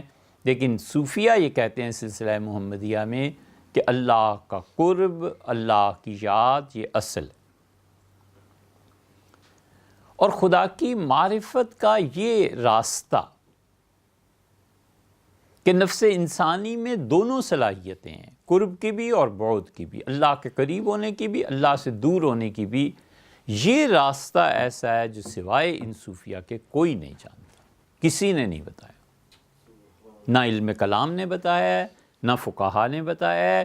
یہ صرف اور صرف صوفیہ تھے جنہوں نے کہا کہ دیکھو یہ ہے اس تصوف یا قربت الہیہ کی حقیقت. ایک طرف پوری کی پوری اللہ کے ذکر اور اذکار پر مشتمل ہے. یہ کرو، نفس انسانی میں جو خدا کی قرب کی صلاحیتیں ہیں یہ بیدار ہوں گی، اللہ کے اور قریب ہو جاؤ گے. اور نفس انسانی میں خدا سے دور رکھنے کی جو صلاحیتیں اس کو مجاہدے کے ذریعے حل کرنا ہے، مجاہدے کے بغیر نہیں ہو سکتا. یہ اس سلسلے کا سب سے بڑا نظریہ. پھر وہ یہ کہتے ہیں کہ خدا کے حقیقی قرب کو اگر حاصل کرنا ہے تو ذکر الہی کے ساتھ مجاہدے کو بھی جمع کرنا ہے.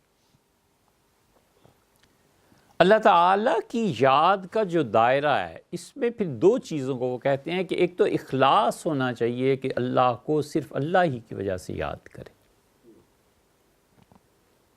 اخلاص کی حقیقت یہ ہے کہ کسی بھی نیکی پر، کسی بھی اچھے کام پر کسی معاوضے کی تمنا ہی نہ رکھی جائے.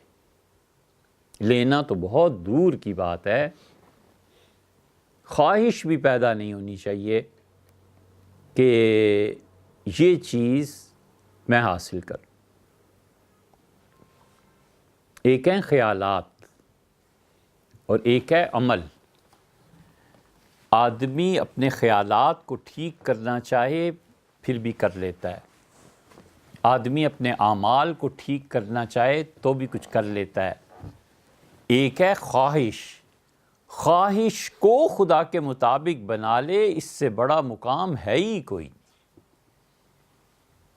اسے خواہش ہی پیدا نہ ہو معصیت کی، اسے خواہش ہی پیدا نہ ہو اللہ کی نافرمانی کی.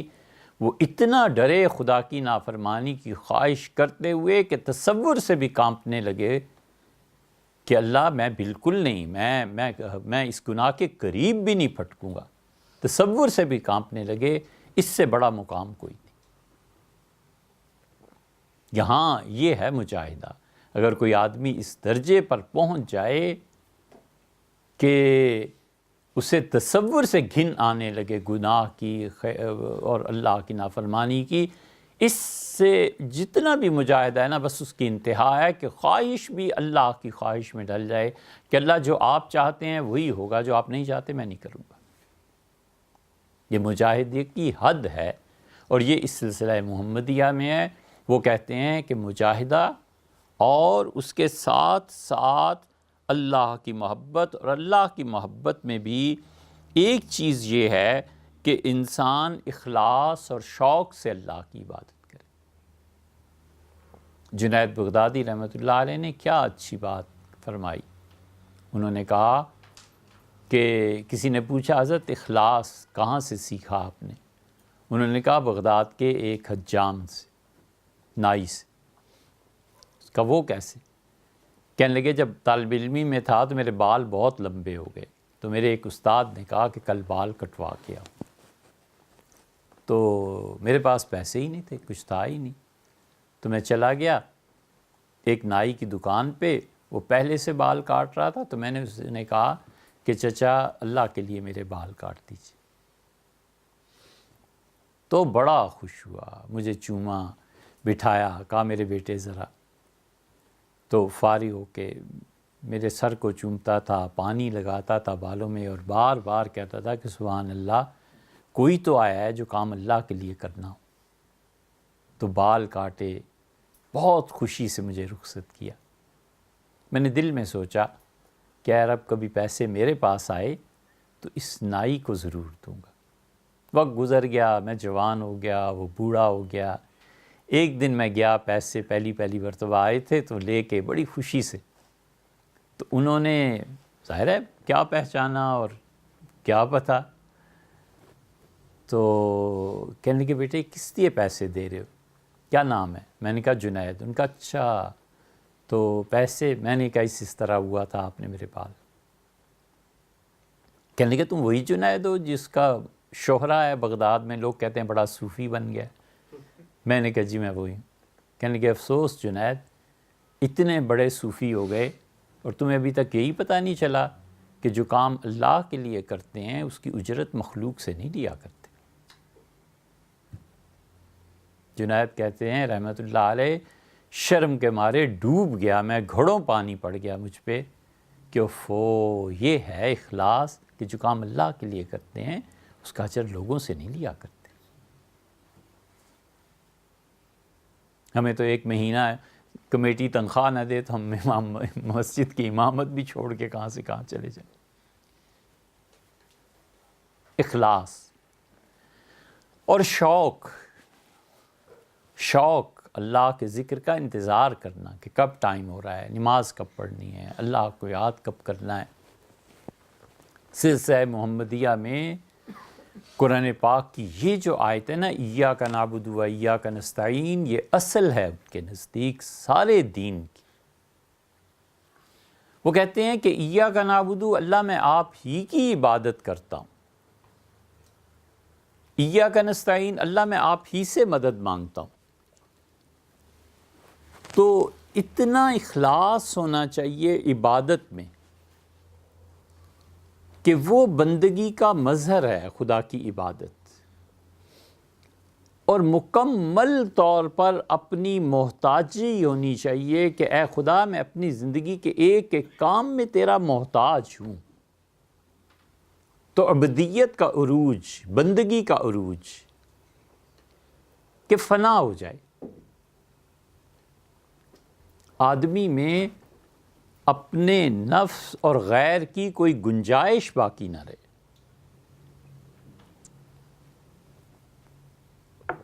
بڑے بڑے مشائخ کے ہاں یہ جو چیز مجاہدے اور اتنی محنتوں سے حاصل ہوتی ہے نا، ہم نے رائے پور کے سلسلے میں دیکھا، یہ بعض ایسے سعادت مند اور نیک لوگ تھے اور اتنے بڑے درجے کے مشائخ تھے کہ محض بیعت سے ہی یہ دولت مل گئی۔ کل جو وزارتوں اور سفارتوں کے لیے بھاگتا پھرتا تھا، محض شیخ کے ساتھ تعلق اور بیعت سے ہی یہ نوبت آ گئی کہ ان کا کچھ نہیں چاہیے، بے نفسی، فنائیت، بہت بڑی چیز۔ اس لیے ان کے نزدیک یہ جو سلسلہ محمدیہ ہے، وہ کہتے ہیں اس کی بنیاد ہمارے نزدیک یہی ہے کہ ایاک نعبد و ایاک نستعین، اللہ فقط تیری عبادت اور فقط تجھ سے مانگنا۔ حقیقت یہ ہے کہ رسول اللہ صلی اللہ علیہ وسلم نے جو فرمایا نا کہ دعا دین کا مغز ہے، دین کا اصل جوہر یہ دعا ہے۔ ہمیں دعا مانگنی نہیں آتی۔ جس شخص کو دعا مانگنی آ گئی نا، اس نے حقیقت میں اللہ کی معرفت پا لی۔ دیر تک اللہ سے دعائیں مانگنا، لمبی دعائیں مانگنا، اللہ سے اپنی ایک ایک حاجت کا ذکر کرنا، اور خاص طور پہ اللہ سے وہ چیزیں مانگنا جو خود اللہ نے کہا ہے مانگو۔ جب مانگنے دینے والا کہتا ہے کہ یہ مانگو اور پھر مانگنے والا کہتا ہے کہ یہ دے دیں، تو پھر درمیان میں رکاوٹ کیا رہی؟ کچھ بھی نہیں۔ وہ خود کہتے ہیں مانگو میں دوں گا، اور مانگنے والا کہتا ہے یہ دے دیں، تو اب ہے مسئلہ پھر کیا رہ گیا؟ اس لیے وہ سارے ذکر اور اس کے مجاہدے میں دوسرا پہلو لاتے ہیں، کیوں کہتے ہیں کہ اللہ کی یاد، اس کا غلبہ، اور پھر اس غلبے کے تحت اللہ کو پکارنا۔ ایک ہے ذکر زبان سے کرنا، ایک آدمی ذوق اور شوق سے اونچی آواز سے اللہ تعالیٰ کو پکارتا ہے، دونوں ٹھیک۔ وہ کہتے ہیں اس کا یہ ذوق اور شوق اسے اس بات پر لے آتا ہے کہ وہ اپنی آواز بلند کرے، دونوں ٹھیک ہے۔ حضور صلی اللہ علیہ وسلم مسجد سے، اب دیکھو ان کی ایک ایک بات کتاب و سنت سے ملتی جاتی ہے۔ حضور صلی اللہ علیہ وسلم مسجد میں تشریف لائے، صحیح احادیث میں حضرت ابوبکر رضی اللہ عنہ سے پوچھا کیوں آہستہ آواز سے اللہ کو یاد؟ انہوں نے کہا اللہ کے رسول جس کو یاد کرتا ہوں وہ سنتا ہی ہے، وہ جانتا ہی ہے۔ میں ٹھیک ہے۔ حضرت عمر رضی اللہ عنہ اونچی آواز سے، اور میں تم، انہوں نے کہا کہ میں چاہتا ہوں کہ اللہ کو شوق سے، ذوق سے، اس طرح آپ نے قلعہ مال خیر، دونوں ٹھیک کر رہے، یہ بھی ٹھیک ہے وہ بھی ٹھیک۔ احادیث میں حضور صلی اللہ علیہ وسلم کے یہ جو اعمال ہیں نا، یہ دیکھ کے ایک فقیہ اور مفتی کا کام ہے کہ وہ یہ ذہن بنائے کہ لوگوں کے اعمال کو اچھی طرح سے، اچھی سائڈ پہ دیکھے۔ ما من شیء قدم و اخر الا وقال فلا حرج۔ حج میں رسول اللہ صلی اللہ علیہ وسلم نے کوئی بھی کام کسی نے آ کے کہا، آپ نے فرمایا یہ بھی ٹھیک ہے، یہ بھی ٹھیک ہے، یہ بھی ٹھیک ہے، یہ بھی ٹھیک ہے، کیونکہ رسول اللہ صلی اللہ علیہ وسلم جانتے تھے کہ کل تو مسلمان ہوا ہے، حج کے مسائل کی اس سے کیا خبر ہے؟ تو میں اگر یہ کہہ دوں کہ تمہارا حج باطل ہو گیا اور تمہارا حج ہی نہیں ہوا تو اس کا کیا حال ہوگا؟ ما من شیء قدم، کوئی چیز ایسی نہیں تھی جو کسی نے آگے پیچھے کر دی ہو، صحیح بعد میں کی، قربانی پہلے کر دی، قربانی بعد میں کی، احرام پہلے اتار دیا، کوئی چیز الا وقال فلا، آپ نے فرمایا کوئی حرج نہیں، بھئی ہو گیا حج، ہو گیا حج۔ مجتہد اور فقیہ جو ہوتا ہے وہ لوگوں کے اعمال کو اس پیمانے پر بھی دیکھتا ہے کہ اگرچہ یہ شریعت میں یہ چیز اس طرح سے جائز نہیں، لیکن جو حالات اس پہ آ گئے نا یہ جائز ہے، یہ ٹھیک۔ اس کی بڑی تفصیل ایک جگہ ہم نے کی، اور اس میں ایک حدیث مختصر سی آپ سے عرض کرتے ہیں کہ ایک صحابی رضی اللہ عنہ نے اونٹنی دی کہ میں سفر پہ جا رہا ہوں تو تم میری اونٹنی کا خیال رکھنا۔ بیمار ہو گئی، بیوی نے کہا اس کو ذبح کر لو، یہ مر جائے گی، نہ ہمارے کام کی ہے نہ اس کے کام کی رہے گی۔ وہ امانت چھوڑ گیا تو اسے بتا دیں گے یہ ہوا ہے۔ کہا میں اللہ سے ڈرتا ہوں، میں امانت میں خیانت نہیں کر سکتا، تک کہ وہ مر گئی۔ اس کا مر گئی ہے تو اس کی کھال اور اس کی چربی سے فائدہ اٹھایا جا سکتا ہے. انہوں نے کہا نہیں میں تو نہیں کرتا. وہ تقویٰ تھا ان کا. رسول اللہ صلی اللہ علیہ وسلم کے پاس گئے اور ان کی مالی حالت اتنی کمزور تھی کہ کچھ کھانے پینے کو نہیں تھا, تو رسول اللہ صلی اللہ علیہ وسلم نے اس مردار اونٹ کی چربی سے فائدہ اٹھانے کی اجازت دی کہ کھا سکتے. مردار کو کون حلال قرار دیتا ہے؟ لیکن حدیث میں یہ آیا. اسی لیے یعنی اس حدیث کو ائمہ مجتہدین نے قبول کیا ہے, اور مجتہد جس حدیث کو قبول کر لے وہ بہت بڑی چیز بن جاتی. چاہے محدثین کہتے رہیں کہ سند کے اعتبار سے یہ حدیث ایسی, اس کے متعلق یہ خاص حدیث کے متعلق نہیں کہہ رہا, عمومی کہہ رہا ہوں کہ محدثین چاہے اعتراض کرتے رہیں کہ فلاں راوی اور فلاں راوی, مجتہد نے اسے قبول کر لیا اور امت نے اس پہ عمل شروع کر دیا, اب ضعف اس کا ختم ہو گیا, امت کے معمول میں آ گئی. اس لیے کوئی پکارتا ہے اللہ کو, اونچی آواز میں ذکر کرتا ہے طریقہ محمدیہ علیہ السلام, وہ کہتے ہیں کوئی حرج نہیں, یہ بھی اللہ کی یاد ہے, وہ بھی اللہ کی یاد ہے. اور اس استعانت میں ایک ہے عالم غیب اور ایک ہے عالم شہود, دو جہان الگ الگ ہیں.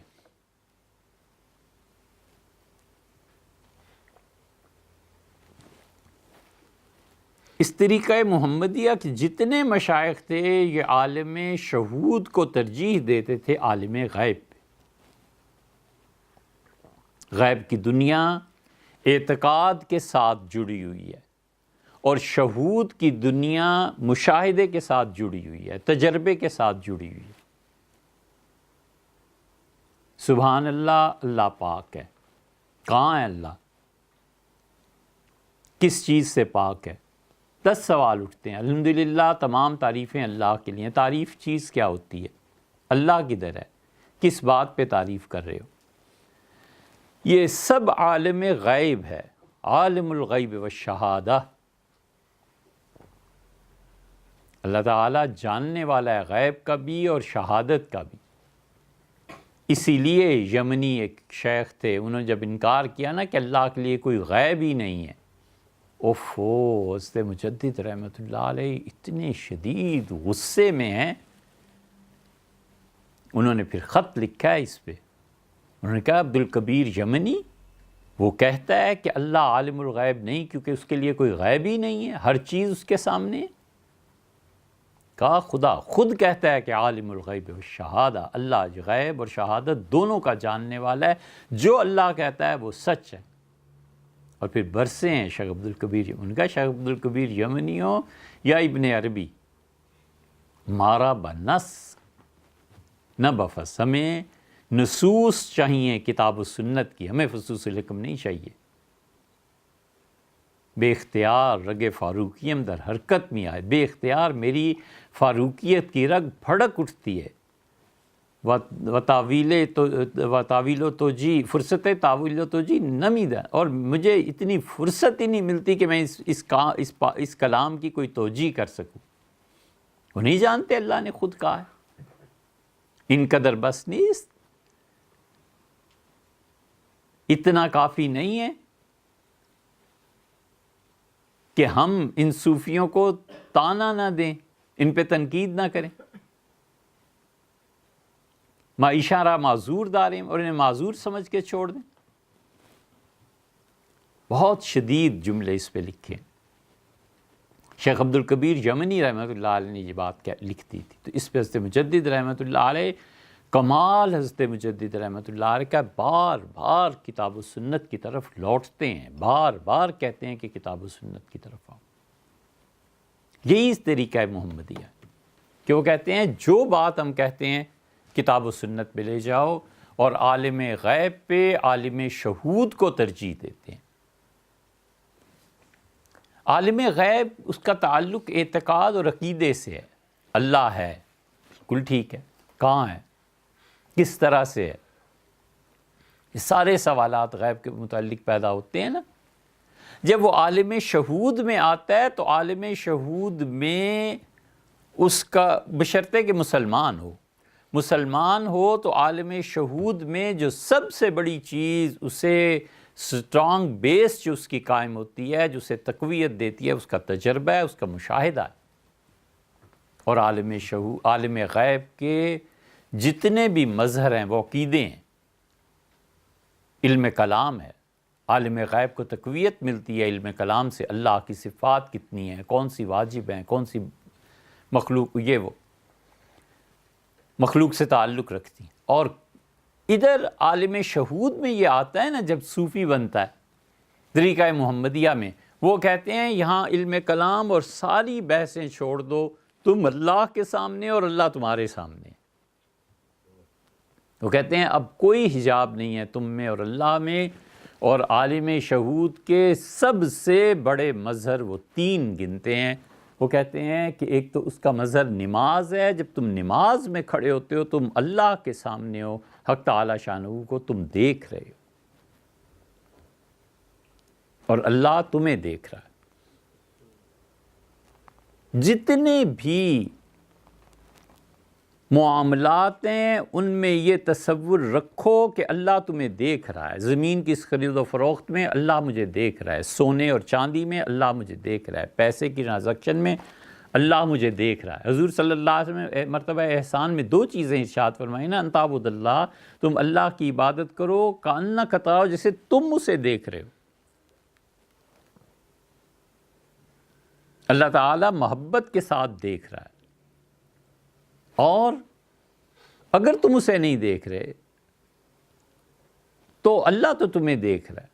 اللہ دیکھتا ہے۔ اللہ تعالیٰ کا دیکھنا محبت کے ساتھ یہ عبادات میں، اور میں اللہ کو دیکھ رہا ہوں یہ معاملات۔ وہ کہتے ہیں کہ شہود میں سب سے پہلی چیز نماز ہے کہ بندے اور اللہ کے درمیان جو حجابات ہیں یہ اٹھتے ہیں۔ اس لیے وہ کہتے ہیں کہ اللہ کا قرب حاصل کرنے کا سب سے بڑا ذریعہ یہ نماز ہے۔ نفل پڑھو، اب کر لو اس پہ جتنے اعتراضات کرنے ہیں، کوئی اعتراض نہیں ہو سکتا۔ مطلب کسی کو کیا حرج کیا ہے؟ کوئی آدمی اگر فرض نماز کے علاوہ نفل پڑھتا ہے تو کیوں روکنا ہے؟ وجہ یہ سارے صوفیہ نوافل نہیں، 100 نفل پڑھتے تھے روز، 150 پڑھتے تھے، 200 پڑھتے تھے۔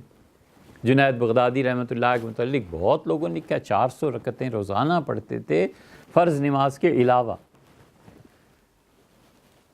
یہ سلسلہ محمدیہ کے بزرگ کہتے تھے۔ وہ کہتے تھے خدا کے ساتھ شہود کا عالم، اس کا سب سے بڑا مظہر یہ نماز ہے۔ نماز کو ٹھیک کرو، اللہ کے سامنے کھڑے ہو، تم اللہ تعالیٰ کے دربار میں کھڑے ہو، اسے دیکھ رہے ہو، وہ تمہیں دیکھ رہا ہے۔ اس مرتبہ احسان کی کیفیت کی نماز 2 رکعتیں بھی اگر کسی کو نصیب ہو جائیں، حضور صلی اللہ علیہ وسلم نے فرمایا نہیں کہ کوئی 2 رکعتیں ایسی پڑھ لے جس میں اللہ کے علاوہ اس کی توجہ کہیں نہ جائے تو اللہ اس کی ساری زندگی کے گناہ معاف کر دیتا۔ یہ 2 رکعتیں پڑھے کہاں سے؟ ایک سورت نہیں پڑھی جاتی اس طرح سے۔ وہ پھر کتاب و سنت کی طرف لوٹاتے ہیں، کہتے ہیں جو اصل ہے نا، مغز، اصل جو شہد کے قطرے ہیں نا وہ چکھو، چینی سے کیا لینا اور دینا۔ کہتے ہیں اصل کی طرف آؤ۔ اس لیے اللہ کی بندگی کا سب سے بڑا مظہر، اور یہ چیز وہ کہتے ہیں نماز، اور اس نماز میں جتنا قرب الہی حاصل ہوتا ہے یہ سب کا سب معراج ہے۔ اسی لیے تو مومنین کی معراج، اور اسی لیے تو معراج میں 5 نمازیں فرض قرار دی گئیں کہ سب سے زیادہ قرب الہی تمہیں اس نماز میں ملے گا۔ حضرت حاجی امداد اللہ صاحب مہاجر مکی رحمۃ اللہ خلیفہ تھے، مولانا محب الدین صاحب رحمۃ اللہ علیہ، بڑے صاحب کشف لوگوں میں سے تھے، بڑے صاحب کشف لوگوں میں سے تھے۔ کشف کے ساتھ ضبط کہ اس کا اظہار نہ کرنا، اور کہیں محبت و تعلق و اس کا اظہار ایک الگ چیز ہے. یہ ان رائے پور والوں میں سے تھا. بہت ضبط اور بہت کشف. وہ خیر ایک الگ بات. حاجی محب الدین صاحب رحمۃ اللہ علیہ، 2-3 چھوٹی چھوٹی باتیں ان کی عرض کریں. اب تو حاجی صاحب کو جاننے والا بھی کوئی نہیں رحمہ اللہ. حاجی محب الدین صاحب رحمۃ اللہ ایک دن بیٹھے ہوئے حجر اسود کے سامنے قرآن پاک کی تلاوت کر رہے تھے. وہ وقت ہی ایسا تھا، کون اس زمانے میں اتنے حج عمرے پہ جاتے تھے. ہم نے خود حرم شریف میں دیکھا 6 آدمی 5 آدمی طواف میں ہوتے تھے. 5-6 سے زیادہ آدمی کوئی نہیں تھا. ایک طواف میں 7 مرتبہ اطمینان سے بوسے لو، کھڑے رہو. تو جب سے یہ حرام مال امت میں زیادہ آیا ہے نا، تب سے جانے والے زیادہ ہو گئے.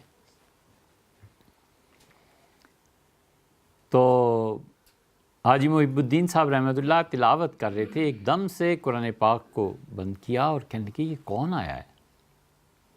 تو ادھر ادھر دیکھنے لگے، لوگ بھی دیکھنے لگے. دیکھا تو حضرت خلیل احمد صاحب سہارنپوری رحمۃ اللہ تشریف لائے. تو اٹھ کے گلے ملے اور کہا میں بھی تو کہوں کون حرم میں آیا ہے کہ سارا حرم اس کے نور سے بھر گیا.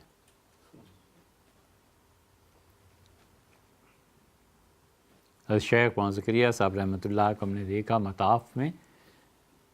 شیخ کیا مطاف میں آئے، پورا حرم نور سے چکمگا اٹھا.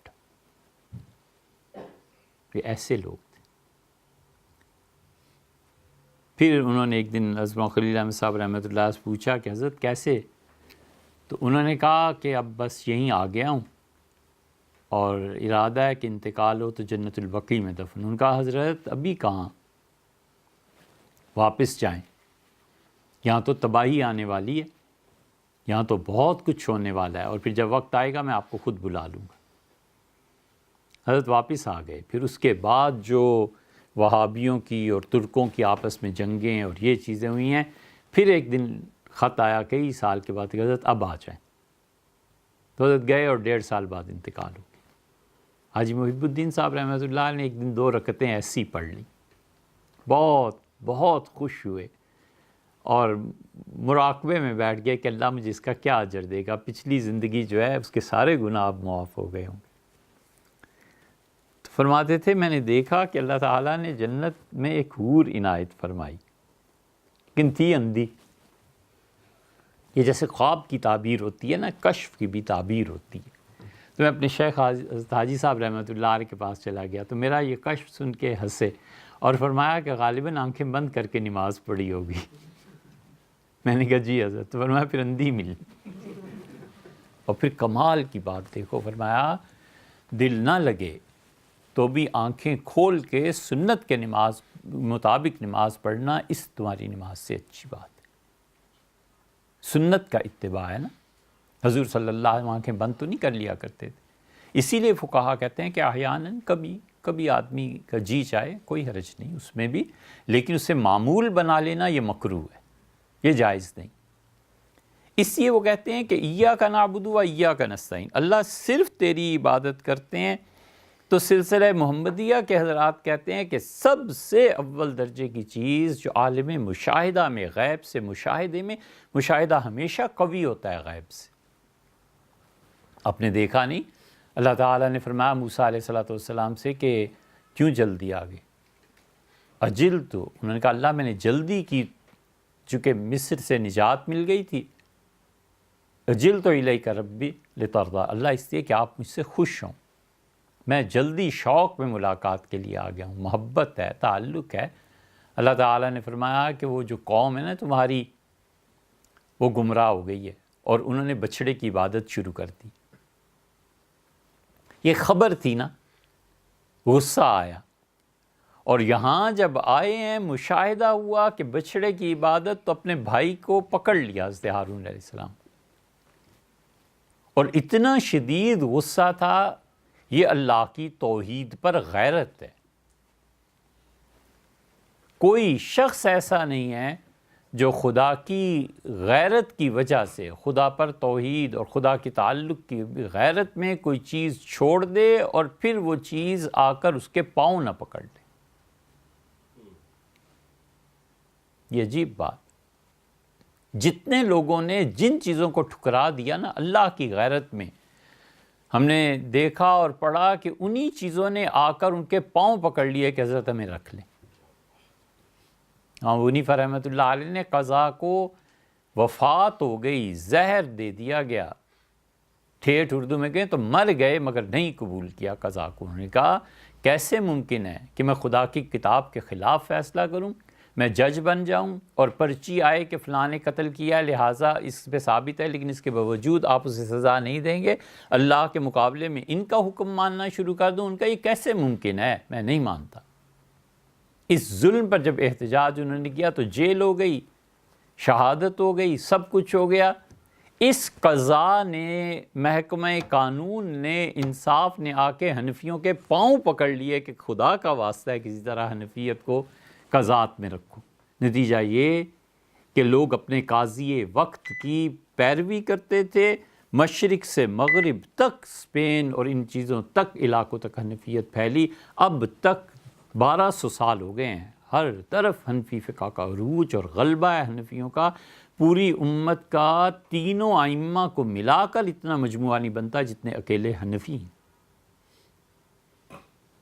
اللہ کی غیرت میں جو چیز چھوڑ دیتا ہے نا، وہ چیز پھر کہیں نہیں جاتی، پھر اسی دروازے پہ لوٹ آتی۔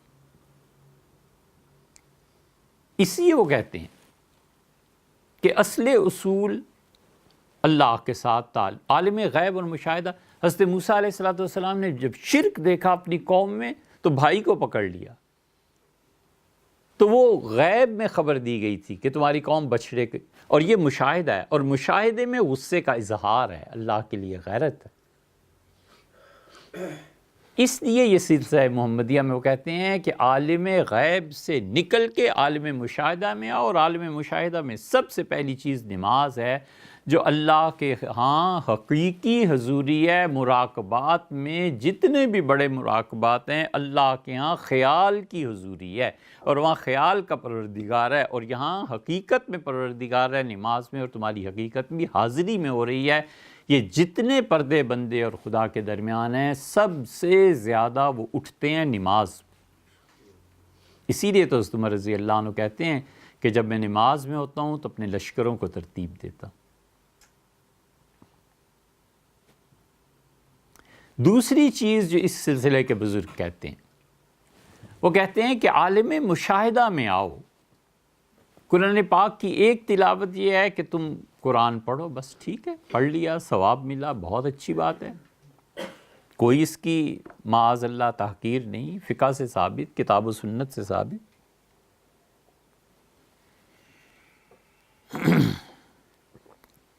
اور ایک یہ ہے کہ تم قرآن کریم کے معنی سمجھ کر پڑھو، یہ اوپر کا درجہ ہے، تدبر قرآن جسے کہتے ہیں۔ افلا یتدبرون القرآن، کیا انہوں نے قرآن پہ کبھی غور نہیں کیا؟ وہ کہتے ہیں اس جہان سے اوپر کا جہان ہے۔ اور پھر وہ کہتے ہیں تدبر، اس کو پڑھنا، تدبر کے ساتھ اس کو سمجھنا، یہ قرب الہی ہے، یہ مشاہدہ ہے، عالم مشاہدہ میں انسان چلتا ہے۔ اور اس سے بھی بلند تر چیز جس کی طرف وہ دعوت دیتے ہیں، وہ کہتے ہیں کہ اس سے بھی بلند تر چیز یہ ہے جس کے بعد کسی چیز کا امکان نہیں، یہ ہے طریقہ محمدیہ۔ اس میں شاہ عبد القادر صاحب رحمۃ اللہ نے بھی لکھا، ان کا تعلق بھی ایک اسی سلسلے سے تھا۔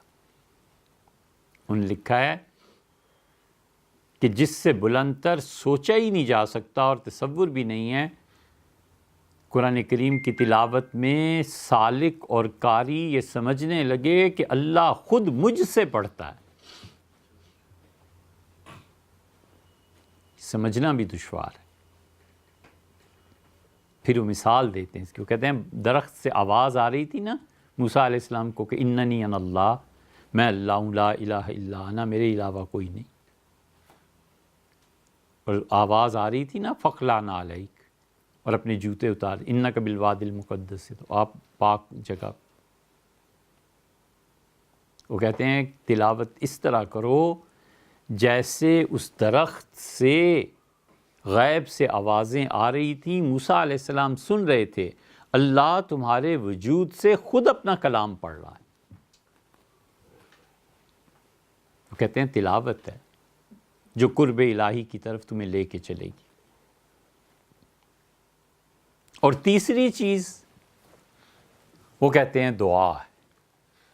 کہتے ہیں شدید اضطرار کی حالت میں جب تم پہ مشکلات کا انبار چھایا ہوا ہوتا ہے اور بے اختیار ہاتھ پھیلا دیتے ہو، اللہ کے اور تمہارے درمیان کوئی حجاب نہیں رہتا، یہی تجربہ ہے تمہاری انسانی زندگی کا، یہی وہ چیز ہے جس کو ہم کہتے ہیں کہ تم غیب سے نکل کے مشاہدے میں آ گئے ہو. اگر دعا تمہیں کرنی آ گئی ہے تو تمہیں سب کچھ مل گیا.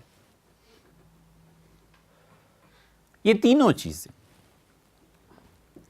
کہ خیال اور اس مراقبے سے نکل کر مشاہدات میں آ جاؤ.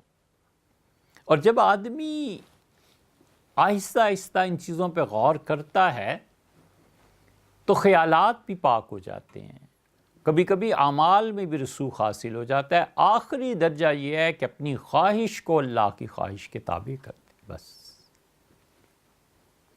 چاہے ہی وہ جو وہ چاہتے ہیں. اس مقام سے آگے کچھ نہیں. پھر تو حیرت ہی ہے، آدمی کے دل میں اس چیز کی تمنا ہی پیدا نہ ہو جس سے وہ ناراض ہوتے ہیں.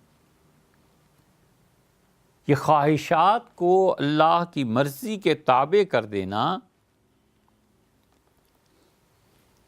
دعا میں بندے کا اور اللہ کا اشتراک ہے کہ بندہ مانگتا ہے اور وہ دیتا ہے، اور خواہشات کو جب اس کے تابع کر دیتا ہے یہ مجاہدہ ہے. اس مجاہدے کو کرنا چاہیے کہ جو بھی خواہش اللہ کی مرضی کے خلاف جنم لینا، اس پہ اپنے نفس کو کھینچ کے رکھنا چاہیے، لگام دینی چاہیے. پھر ایک ایسا وقت آ جاتا ہے جب بندہ چاہتا ہی وہ چیز ہے جو وہ چاہتے ہیں، وہ داعیہ پیدا کرتے ہیں، ایک جذبہ پیدا کرتے ہیں انسان کے دل میں کہ یہ مانگو. وہ حیران ہوتا ہے کہ میں یہ کیا مانگوں گا، یہ کیا چیز ہے، یہ کیسے آئے گی، لیکن بے اختیار مانگنے لگتا ہے.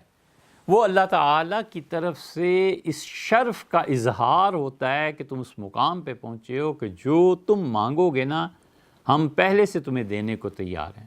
خدا بندے سے خود پوچھے بتا تیری رضا کیا. یہ وہ چیز ہے کہ اس کے دل میں خواہش خود ڈالتے ہیں کہ یہ مانگو. بندہ مانگتا ہے. امام یافعی رحمۃ اللہ کا قصہ لکھا ہے کہ مشائخ کا ایک اجتماع تھا اور ہمارے ایک بزرگ تھے، ان پہ یہ حال کھلا کہ قبولیت کا لمحہ ہے، جو مانگے گا دیا جائے گا. تو میں سوچتا رہا میں خدا سے کیا مانگوں. اب میرا دل پوری طرف اس بات کی طرف متوجہ ہو گیا کہ اے اللہ ہاتھی کے گوشت سے بچا. میں حیران کہ یہ میرے ساتھ کیا ہو رہا ہے. میں نے اللہ تعالیٰ سے دعا مانگی، میں نے کہا اللہ ہاتھی کا گوشت میں نہیں کھاؤں. اب میں سمجھتا ہوں کہ یہ حرام ہے، پتہ ہے، اور اس کے باوجود دعا مانگ رہا ہوں کہ اللہ ہاتھی کے گوشت سے بچا. تو بھی لمبا قصہ انہوں نے لکھا ہے کہ ایک مرتبہ بحری جہاز میں حج کے لیے جا رہے تھے. حج کے لیے تو کیا پہنچنا تھا، جہاز ٹکڑے ٹکڑے ہو گیا اور قریب ایک ساحل تھا، تختے پہ کچھ لوگ وہاں پہنچ گئے. اب بھوک سے مرتے کیا نہ کرتے، تو جو چند افراد پہنچے تھے کوئی چیز ہی نہیں مل رہی تھی، انہوں نے ہاتھی کو ذبح کر دیا، ہاتھی کے بچے کو، اور کھانا کھایا. اب مجھے یاد آیا کہ میں نے تو کہا تھا میں ہاتھی کو نہیں کھاؤں گا، تو میں نے ایک درخت کے پتے ابالے اور کھا لیے. میں نے کہا میں نہیں کھاؤں گا. اور سوئے ہوئے تھے اور ہتھنی آ گئی اور اس نے آ کے لوگوں کو سونگا، اور جس نے بچے کو کھایا تھا نا اس کے سینے پہ پاؤں رکھ دیا، سب مار دیے. میں نے ہاتھی کھایا نہیں تھا. مجھے اس نے اٹھایا اور سونڈ سے اٹھا کر کمر پہ ڈال دیا. تو میں چمٹ گیا اس سے کہ پتہ نہیں کیا ہوگا. اور وہ بھاگی ہے، اور ایسی بھاگی ہے کہ ایک بہت دور کے کسی مقام پہ پہنچ کے ایک جگہ جا کر مجھے اس نے پھینک دیا، اور میں گھبرایا ہوا تھا شدید، اور رات پوری گزر گئی، اور اس مقام پہ صبح کی اذان کی آواز آئی تو میں نے نماز پڑھی اور پھر ایک جہاز دیکھا، تو میں نے انہیں بتایا یہ حادثہ ہوا ہے، تو ان کا ہمارے ساتھ چلو ہم حج پہ جا رہے ہیں۔ یہ جو اس مقام تک پہنچتا ہے نا، اسے صحیح خبر مل جاتی ہے کہ وہ جو چیز اس کے ذہن میں ہوتی ہی نہیں، اس کو ڈال دیا جاتا ہے کہ اس کے لیے دعا مانگو، اس لیے کہ اس نے اپنی خواہشات کو قربان کیا ہوتا ہے نا، ایک مقام حاصل کیا ہوتا ہے، اس مقام پر پہنچ کر خدا اس کے ذہن میں خود سے ڈالتا ہے کہ یہ ہم سے مانگو، ہم قبول کریں گے، تاکہ لوگوں کو پتہ چلے کہ تم ہمارے کتنے قریبی آدمی ہو۔ یہ ہے اصل اصول سلسلہ محمدیہ کا۔ وہ کہتے ہیں اس کو کرو، اس کے لیے صرف تعلیم کی ضرورت ہے، کہیں مت جاؤ، اگر تمہیں کوئی نہیں مل رہا تو اپنی نماز کو ٹھیک کر لو، قرآن کریم کی تلاوت کو ٹھیک کرو، دعا کو ٹھیک طرح کرو، دعا میں جو مانگ رہے ہو اس کے مطابق وہ چیزیں اللہ سے مانگو جن چیزوں کے مانگنے کی خود اللہ نے کہا کہ یہ چیزیں مجھ سے مانگو، وہ مانگو۔ اور نفس کا مجاہدہ وہ ایک کہ خواہش اس پہ قابو پاؤ، کنٹرول کرو، لگام کھینچ کے رکھو۔ جب اس مقام تک پہنچو کہ تمہاری کوئی خواہش اللہ کی اپنی خواہش کے علاوہ رہے ہی نہ، تو پھر تم نے اس کے قرب کی منازل بھی طے کر لیں، اور اب اس راستے پر چل پڑے ہو جس کی منتہا جنت ہے اور خدا کا دیدار۔